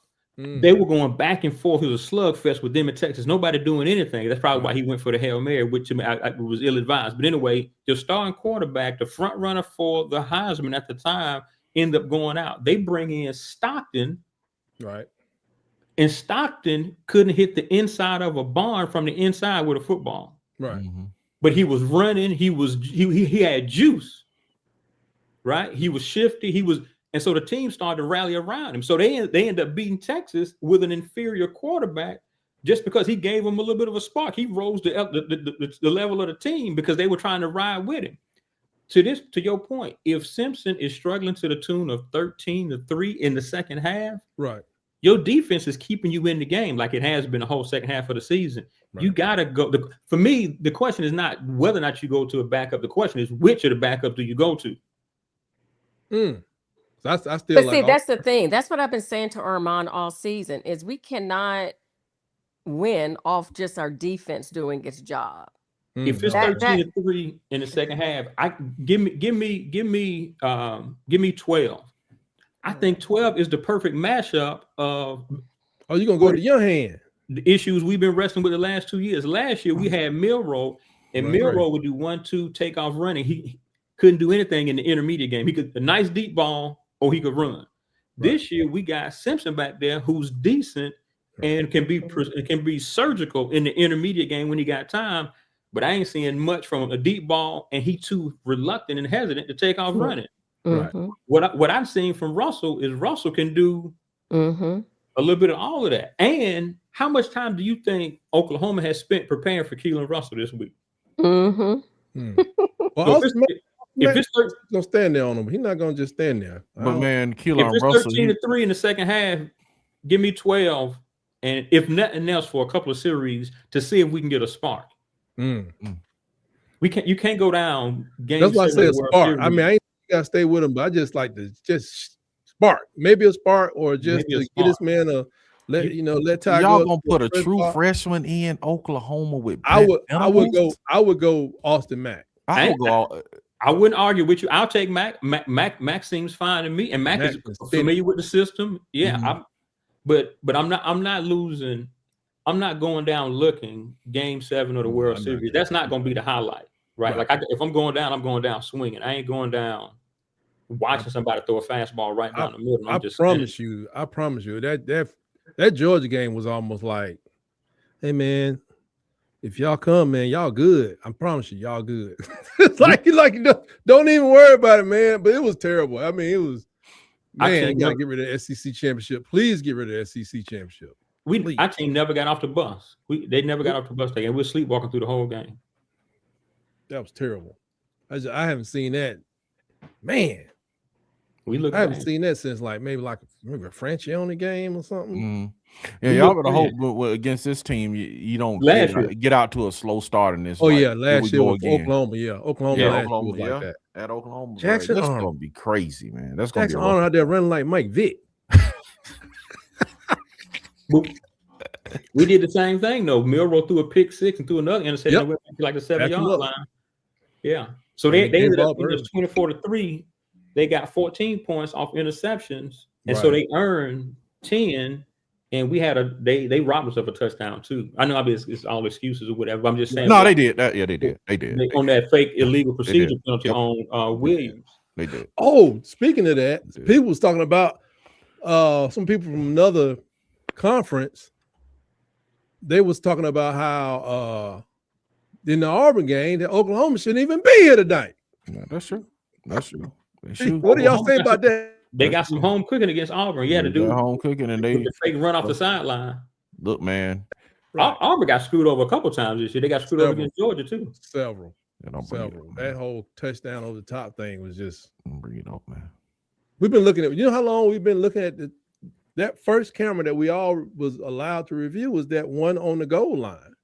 So everybody over like 25 is like an expert in calling touchdowns at the goal line. As long as you put the camera on the goal line, break the plane. Yeah, my wife and I ain't know. I learned geometry because like the plane. That's how we learn what a plane is. That's exactly right. The plane goes this way. You can be outside of the marker.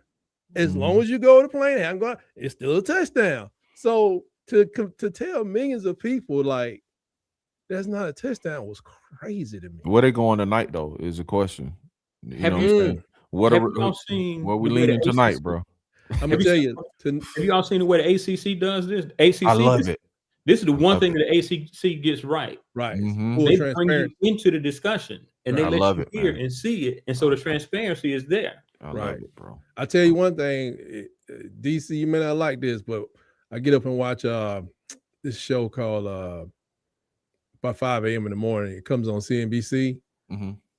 The longest segment of the day was on how much the value of teams not even in the playoffs. They're talking about, they were kind of coming from, man, I can't believe Notre Dame's not in the playoffs. Look at how much they're worth. Like Alabama was number 8 in value. Notre Dame was like number 6. And I started seeing a lot of somebody broke down how much was spent this year or put into the program. They had Alabama number 1 at $112 million. Mm-hmm. So when I start seeing stuff like that, I kind of start thinking like, well, you can't let a person spend $112 million. Not only that, man, Alabama is number 1 as far as viewership of the most watched college football team. Yeah, they say they're gonna bust some clocks tonight. Yeah, so they're the most watched, man. So they carry all this weight as far as Alabama's just carrying weight as far as just money. You know what I'm saying? And that's for everybody. You saying spending money, making money for the networks, for the SEC, man, viewership, man. It's a cash cow, man. So you know they're gonna get that slant. The logo that Script A is gonna get that slant, bro. And it's crazy. It's like, all we need is 4.5 yards of rush, and we can't find it. Bro, if y'all come with negative 3 yards, if y'all rush for negative 3 yards again, bro. That's what was crazy. Lord have mercy. That's what was crazy. That's what let me know, like, yeah, we're not really focused or motivated. That was crazy. That team never got off the bus. Only in why though? Why do you think that? Do you think is like and I listened to a Washington fan last year when they hired him, and the Washington fan was saying, man, Alabama is gonna be in a lot of close games, and they're gonna just sometimes just come out flat and just flat out just lose games, and you like, what happened? Well, he was like he did it, you know. Well, we've done it several times. The SEC championship game, FSU. Yeah, right. Florida State. We did it several times last year. We Oklahoma, Vanderbilt. Yeah. We woke up about the second quarter and figure out we got a game with Vandy. Yeah. I spent $600 at going to that game. I still want a refund. Wow. And we did it in the bowl game against Michigan last year too. That's right. Oh yeah, Michigan in the bowl game. Yeah.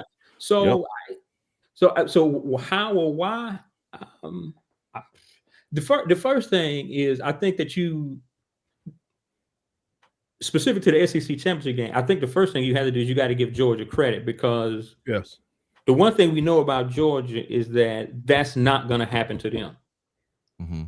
If Georgia loses, you're going to have to beat them. Yeah. And so, like, I think Bill Belichick said this. He says half the battle is not beating yourself. So the first thing, if you're going to be a good team, the first thing you have to do is you have to learn how to not lose. Not lose. Yeah. Because X percentage, whatever the percentage is, X percentage of football games are lost. So if you just don't lose the game, you give yourself an opportunity, right? So the first thing you got to credit Georgia, because number one, they weren't going to beat themselves, right? And two, as a person who was in the stands, you could tell that Georgia came in there, they were ready to punch people in the mouth, right? And if that's the energy that the fans had, that's what the team had, right? So again, like if you remember, like the first, like maybe 10 minutes of the game, it was just back and forth. Because I even told Doc, say, it reminds me of a boxing match where, like, the first round, you just kind of sort of filling people out. You know what I mean? So it was a whole bunch of 3 and outs, back and back, back and forth, back and forth. Look for somebody to actually finally land a shot. And the first shot was when they got the block punt. They got the block punt, and then it's like the field shifted. You know what I mean? And so we were uphill, and that's the momentum, that's the juice that they needed. And then that crowd got into it, and you could tell the energy they came with was Alabama is wounded, they leaking oil, there's blood in the water. This is our chance. To end this madness. and they latched on to our neck like a pit bull. Woo! And they were not going, like a bulldog, right? No pun intended. And they were not going to let us go. And we weren't ready to match that level of intensity or physicality or whatever. I think that's what happened. And then we finally got a little bit of momentum in the fourth quarter. Got down 21-7. Bernard scores a touchdown. Right. If we could have got a 3 and out, I'm feeling like, man, if we can get a 3 and out and get a score, then I think what would have happened was, then you get back into that mind, like, man, here we go again. These always do this to us. And now, but then what ended up happening, we didn't get anything, and then we get the ball back. but then that's when the boy went for it on. That was crazy, man. That was crazy. I thought you gotta, even if you're not gonna win the game, you can't do that. That was crazy. That's But the even NFL but let playoff me stuff. say this, even before that, after because I said to Armand, I said, all right, we get the ball after halftime. What did we do? Yeah, nothing. We did Mhm. nothing. And And then that's we what did happened. Yeah, that's nothing. what David And then and we me. did nothing. And we got lucky getting that touchdown in the fourth quarter, to be honest with me. I mean, I Right. thought it was going to be 0 points. Mhm. Mm. So when you have those opportunities, there were so many opportunities, but I just didn't see the passion I It at wasn't all. there. Like Armand said, with back and forth. So I was like, okay, but I didn't see the passion early on in the game. And when we went into Right. halftime, I said, uh-oh. But I had a little hope. I said, well, maybe, we get the ball back. And then when we went 3 and out, I was like, Yeah. what? I It mean, was, I yeah. think I so don't know many what people happened. were out there like myself. I was like, yeah, if we just get out of here with a 7-point loss, we could just move on. But the Mhm. rest, I'm sorry for thinking that way, but I was Mhm. thinking like, if I can get a 7-point less loss, we going to the playoffs. Mhm. And I think that's. I don't know if some other team was doing that, but I'm sitting over here, a fat guy on the couch. I mean, Mhm. they shouldn't be thinking like that. And I and think it may be that was some of the energy that the squad had. You know it what I mean? seemed like it. Mhm. Like, Like they shouldn't be. we never punched back. Like we got Mhm. punched. We just sort of. It was again, to keep with the boxing analogy. It was almost like we were just sort of Mhm. waiting on the bell to ring. Like, okay, we'll just take it to decision, and as long as we don't get KO'd, then We're good. And Jam went out against Auburn, right? Or did Yeah, he so go out? Yeah, he went out against He Auburn. wasn't even there. So yeah, Jam Mhm. didn't play. Cuevas didn't play. LT Overton didn't play. Parker Brailson he played, but they say he was on a bum ankle. So Mhm. again, so there was some injury issues there as well. What Williams is an Bronco innovate? would have been I'm sorry, 6. Armand. What's an Oh, yeah, innovative go ahead. brace? I saw Jam is going to have on an innovative brace. I didn't Google to that. be honest, my what is personal that? opinion, Jam doesn't need to play a lot tonight. He got a lot of them Why injuries that not? come right back. Well, Why he not? has the innovative brace will probably be some kind of brace they're gonna try to keep it from twisting his ankle because it's Mhm. still sore. Mhm. And then he gets this thing in his shoulder where he has the wire technique they use to keep his shoulder together. Yeah. Oh, yeah, 'cause he had Running that- backs don't do nothing but take shots in his shoulder. But he'll have to play. But I'm saying it shouldn't be in a situation where we shouldn't have somebody else, Draylon Washington, for instance, that should be able to come in and execute. I'm wondering why can't these guys execute? I got Jam- 8 linemen playing, but I can't play with Yeah. 2 running backs. That's Yeah, but crazy. this dude, man, I'm telling y'all, if he don't play, man, You have to worry. I Yeah, don't know if I see y'all winning if Jam Miller ain't playing, man. he's playing, but I don't know how much. Y'all offense is just different with him in the offense. I Right. don't know how to explain it, but it's just more dynamic, Because man. it's not. Yes, it's dynamic, but it's like you don't. It's like they. First of all, he knows how to make the cuts, hits the hole most of the times like he's supposed to. Yeah. But when he's in the game, you don't know if we're gonna throw it a pass. Mhm. We run a pass. You just don't Mhm. know. When Daniel's in the game, they pass to him more, but Mhm. him releasing is so quick, you can adjust back to the fact that it's a pass play. Mhm. Whereas Jam, you got play action. Daniel You Hill, gotta- they you just gotta give play him the ball honest right in the middle. Yeah, Hill is not dynamic enough, man. Enough. Not yet. He's he's not dynamic enough, man. He's So so big. Jesus. yeah, Well, he is. And he's 240, so he's not Yeah. likely to get any Yeah. more shifty or agile. You know Right. what I mean? Right. And I'm glad he can Right. catch the weight as well as he can. Mhm. It's just but I still think they could, be a little tricky with it. And I'm gonna be honest. I see one more jet. I see more than 2 jet sweeps. I'm probably gonna lose my mind. Well, you We just did one play against Georgia where Lassie Brooks came across the formation, and he Mhm. came back. Then he got in the up back position. What does anybody think he about to do? Mhm. right. I mean, what do you think he about to do? You just And mentioned the word tricky, and I'm like, yo, if that's my one complaint with Grubb. It's like, yo, Why are we being tricky? enough no of the need, trick bro. plays, yo. It's Like, no this is need. not- Now that's where I'm squarely with the lunatic fans, because all of that trick play foolishness, That's crazy. that's some Pac-10 Mhm. Mountain West. Yeah, it's a trickeration stuff Yeah, that they come on, bro. do. We like you send. I got both my hands behind my back. Mhm. In one of them, I got a big old Captain Caveman, club. The other one, I got a feather. I'm gonna come up and tickle you and Mhm. get the food away from you. No, we supposed to have clubs in both hands and beat you to death and take the dinosaur meat away from you. I'm so sick and tired of that stuff. Hopefully that's a part of the this is the SEC orientation that he's getting this year. Mhm. Hopefully, if he's smart. Derek Nix got over Tuesday, he probably could tell him, hey, cuz, hey, what you doing?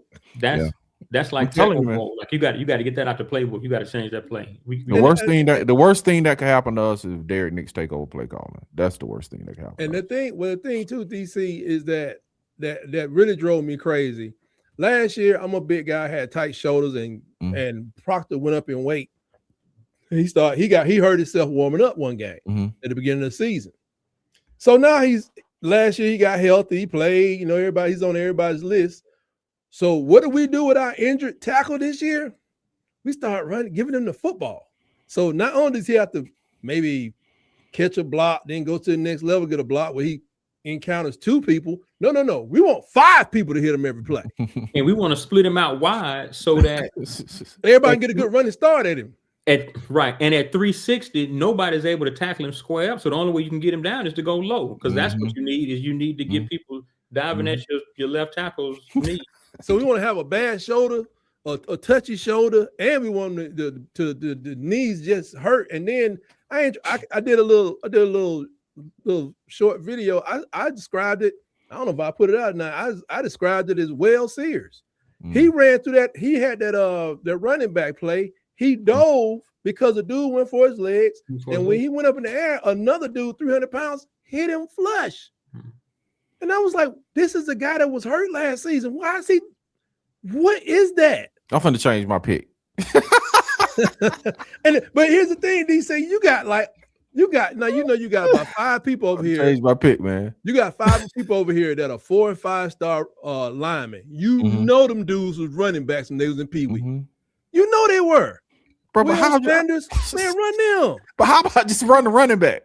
Feel free to run the running back. We're gonna be sneaky, you see. We're gonna get him. We're gonna sneak up on him. The offensive lineman to run power football and not the running back. This the new sneaky SEC. We're gonna sneak up on them and get a championship. It's crazy. I need somebody like a Derek Nix really for that. Hey man, I came from Southern Miss to this stuff at Ole Miss. Let me tell you something. All that stuff y'all doing, about 20% of y'all decisions, y'all can get rid of them. Yeah, man. You don't need them. Yeah, you trim the playbook back by 15%. Give no more trickeration, dog. Even when DeBoer went for that ill-advised 4th and 2 at the end of that game, we got 8 yards on first down. Third. We had it 3rd and 2. Right. on 3rd and 2, instead of running the ball, because in my mind I'm thinking, okay, it's 3rd and 2. All right, maybe this is 4 down territory. If that's the decision, you make that decision on 3rd down, run it on 3rd down. So then, if nothing else, you're looking at 4th and 1. You can go with a sneak, or you can go. You know what I mean? But certainly, you can split it up and get 2 yards out of 2 plays. But instead, on 3rd down, he drops back in shotgun, and then because Cuevas wasn't there, we got the backup tight end in. The backup tight end, didn't catch the ball clean, and the guy popped him and dislodged the ball. And then he went for it on 4th down. They threw Simpson threw an out route, and he hit the equipment manager with the ball next to the Gatorade. It's like madness, man. I'm telling y'all, when it comes and when you look at a lot of our jet sweeps, if it wasn't the Jeremy Bernard, a lot of them was losses. He had 2 of them. I can remember. He should have had like. Rico Scott had one. Jeremy Bernard had one. Well, it should have been like 3 or 4 yard loss. Now, Rico Scott did have a 4-yard loss on one of his. But I'm like, why are we running these things so much? We got to get that out the playbook, man. I give you one a game. That's about all I can take. What I'm hoping is that's a part of the, this is the SEC. This really is different orientation. They're faster. Wow. Those guys are fast. Right. Yeah. You can't believe that. Even at Missouri, they're fast. Wow. You're not just going to outflank people, because this ain't, that's not Stanford you're playing against. You know what I mean? Well, DC know this better than me. Driving ain't just driving. I drove in Tuskegee all my life, and I went to Chicago, and folks like PhD almost killed me. It's different. Yeah. It took me about 3 weeks before I was like, can I come? I had to call the people like, we ain't have Uber, but I was about to take cabs to work, man. Or just get in that right lane and just coast it. No, I was downtown. Thought I was gonna lose my life because this cab driver. Man, I ain't never seen no left turn on red, bro. I'm just be honest. I ain't never seen. I was like, I'm sitting at the light, like, oh, these buildings are big. You know, and man, I could have killed you. And it's just like, and I'm like, I didn't know. And I got an Alabama plate. I'm like, he's like, get out the way, man, get out of the way. Yeah, Lakeshore Drive is different. Wow. Man, but I want PhD. You still here? I hear something sizzling back there. Is that your kitchen? You do not hear anything sizzling. I heard some smacking too. I heard some smacking. I'm staying calm. I got 1 hour to. There you go. Lose it. It's me done come up in there, DZ. You know, got that Oklahoma aura in here. You know, got Oklahoma aura going. I heard some smacking. How you doing, is me? I heard some smacking back there, PhD. No, I'm good. I've told you I'm gonna eat, but I have an hour to try to stay calm before I have to text back and forth with my friend to see how this is gonna go. But I'm about to go. DC, you cannot flip your you already chose your team that you said was gonna win, so you can't change. Sorry. Well, that's why I'm gonna ask PhD. What score do you have for tonight? Jesus, man. Oh, I don't even know. I've been listening to all this the boy madness. I'm like, man, I might change my pick. Oklahoma. You need to change your team. Jesus, man. Go ahead, PhD. I honestly 20. I think it's going to be similar to when we played them last time, but we're going to win though. 23, 24, 22, 21, something like that. 24, 20. Just beat them like they beat us last time. Yeah. DC pulling for the X's new man because he couldn't hit that spot. Oh my gosh. You know what? Didn't I have to call out It's Me a few weeks ago? Come on. Yeah, but it wasn't that was bad. That was bad. That's inside the line. That's inside the line. Is that really inside the line? Okay. Moving on amicably. It's Me. Put your score in the put your score chat. In, It's Me. Armand, what score do you have for tonight? Give me 27 Alabama, 13 OU. 27 Alabama, 13. Oh, I would love Armand stressing me out. See, 27-13. All right, now, Armand, you know what the spread is, though, right? It's like 1.5. It's like 1.5. Alabama. We don't care about no spread. That's not. But okay, well, I'm just saying. Okay. Yeah, no, I got 27 tied OU 13. Is that saying that our offense is going to step up? Then that has to be in your equation of that. I think we're gonna have less than 2 turnovers. Okay. I hope we have less. I hope we want a less. I want 0. I want to lose for another reason. I mean, I'll go with that because if we have less than 2 turnovers, then what that means is at a minimum, Oklahoma is going to have to earn their points, and they've not demonstrated that they can do that. That's true. Like there's no evidence to suggest that they can actually drive down the field methodically. That's the reason why I said if keep Keon Sabb or Red Morgan over the top of Satania, the kid that they got wear number 5. Right. If you can do that and then spy material with either Quay Russaw or Justin Jefferson, they've shown no ability to methodically move down the field. So if we do that and we don't gift wrap the game and give them the ball in our territory, there's no reason to believe that they're going to be able to put up points. And so if we aren't gift wrapping the game, we keep in mind Oklahoma got one of the best defenses in the entire country. We had 400 yards offense on them last time. Wow. And I just want to step in and let people know It's Me. His score is 27-12. Bama, of course, and right at about the 6-minute mark, 4-6-minute mark, I'm coming back on here and I'm gonna start doing a post game show. And by that time, my blood pressure ought to be where it needs to be. And wrap this game up. So anybody is welcome to come back. And It's Me had a question. He said, Ty, how many AU players jump in the itty bitty hand? He say they saying goalies got small hands. I haven't been checking him out like that. But only It's Me looking at a dude hands like that. Only It's Me looking at somebody's hands like that. DC, did you give your score of how Alabama's going to dominate tonight? God, bro, all this y'all done jaded my mind talking to me. I was sure Alabama was going. I hope you ain't made no bets when you came on. Jesus, man. Talk about the boy throwing on 4th and 2 and golly, not non-motivational. I'm gonna stick with my pick, man. 17-10 Alabama. 17-10 Alabama. I'm thinking 24-14, but I'm hoping their last score comes late in the game, because the Georgia game was what? It was supposed to be a 3-point. Georgia was favored by 3 points and tore our mouths out. So I'm hoping 24-14. But I wanted to be 24-7 going deep into the fourth quarter, and they just get a little cheap one at the end. Because I too believe that John Mateer has the ability, and everybody can get lucky, especially messing around with Dijon Lee and Dominique Jackson. They may just slip up. You know what I'm saying? It ain't the worst thing in the world, because I ain't really know who Malcolm Simmons was. Now I'm in his X account every day. We're the best of friends now. No, I'm just playing. You in the DM type. You in the DMs. I've been in his DMs like, so brother, you need some boxes or some peanuts? But folks, that's something else too. They need to keep Dominique Jackson afar. Listen. Listen. He got careless this year. I mean, you taking bad angles, dudes running past you. You're not keeping contained. Like, that Missouri was bad. Up angle. You falling for double moves. Yo, man. The basic stuff. Outside leverage on the taking on the block.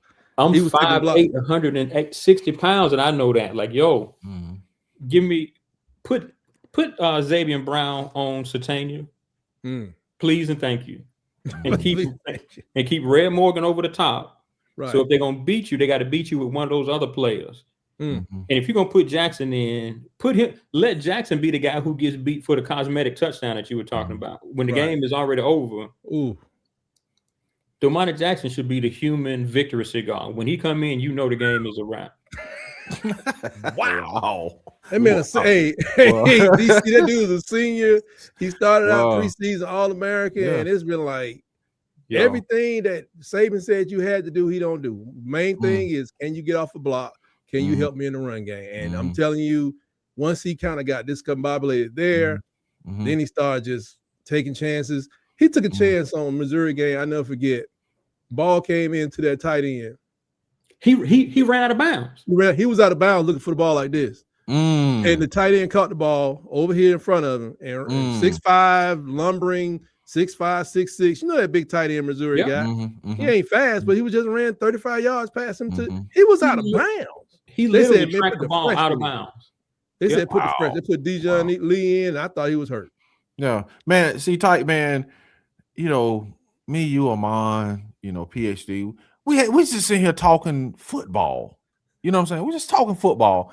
It's me gonna stir up this Auburn hating me in a minute. So we're just having a good conversation.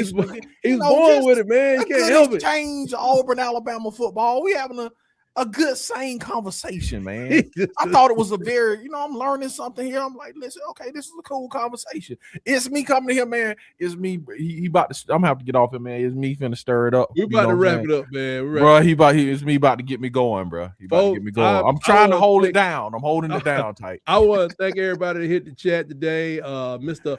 Fujioka came in earlier today. Mr. Baker's informational channel. DC, I know Mr. Baker. That man told me about a month ago he done made 30 briskets this year. Dang. Yes. Chuck Wilson came through. Latoya Billingsley came through. Risky Skip came through. He wanted to know if this was Iron Bowl debates. I said not exactly. I want to thank who else came in the chat. It's me, of course. It's me fooling with me, man. It's about to be Michael knows Stocks came through with a couple of comments. And yes, Dorothy was a villain. I'm not doing on the Wizard of Oz. We will address that another time, but to Amon, what's going on? Wade, where you rolling at? I got some help, man. Wade, you missed it, man. We done beat up on him, the man all bruised up and going like to Dr. Dre Wade, they trying to turn me into the old me, man. You know what I'm saying? I'm trying to be calm and just have a decent conversation, man. But I want to thank everybody for coming in. Amon, it's great to have you on the show. PhD, as usual, great to have you. If y'all come back, awesome. I will be here. If I am, maybe I'm gonna be happy or crying. Either way, I'm gonna be lubricated, I should say. Hey, awesome conversation, man. Awesome conversation, y'all. Yeah, man. I appreciate y'all following through because, like I said, without you guys, it would be no me. And we're going to get up out of here. But, folks, until next time, always remember, roll, tide, roll.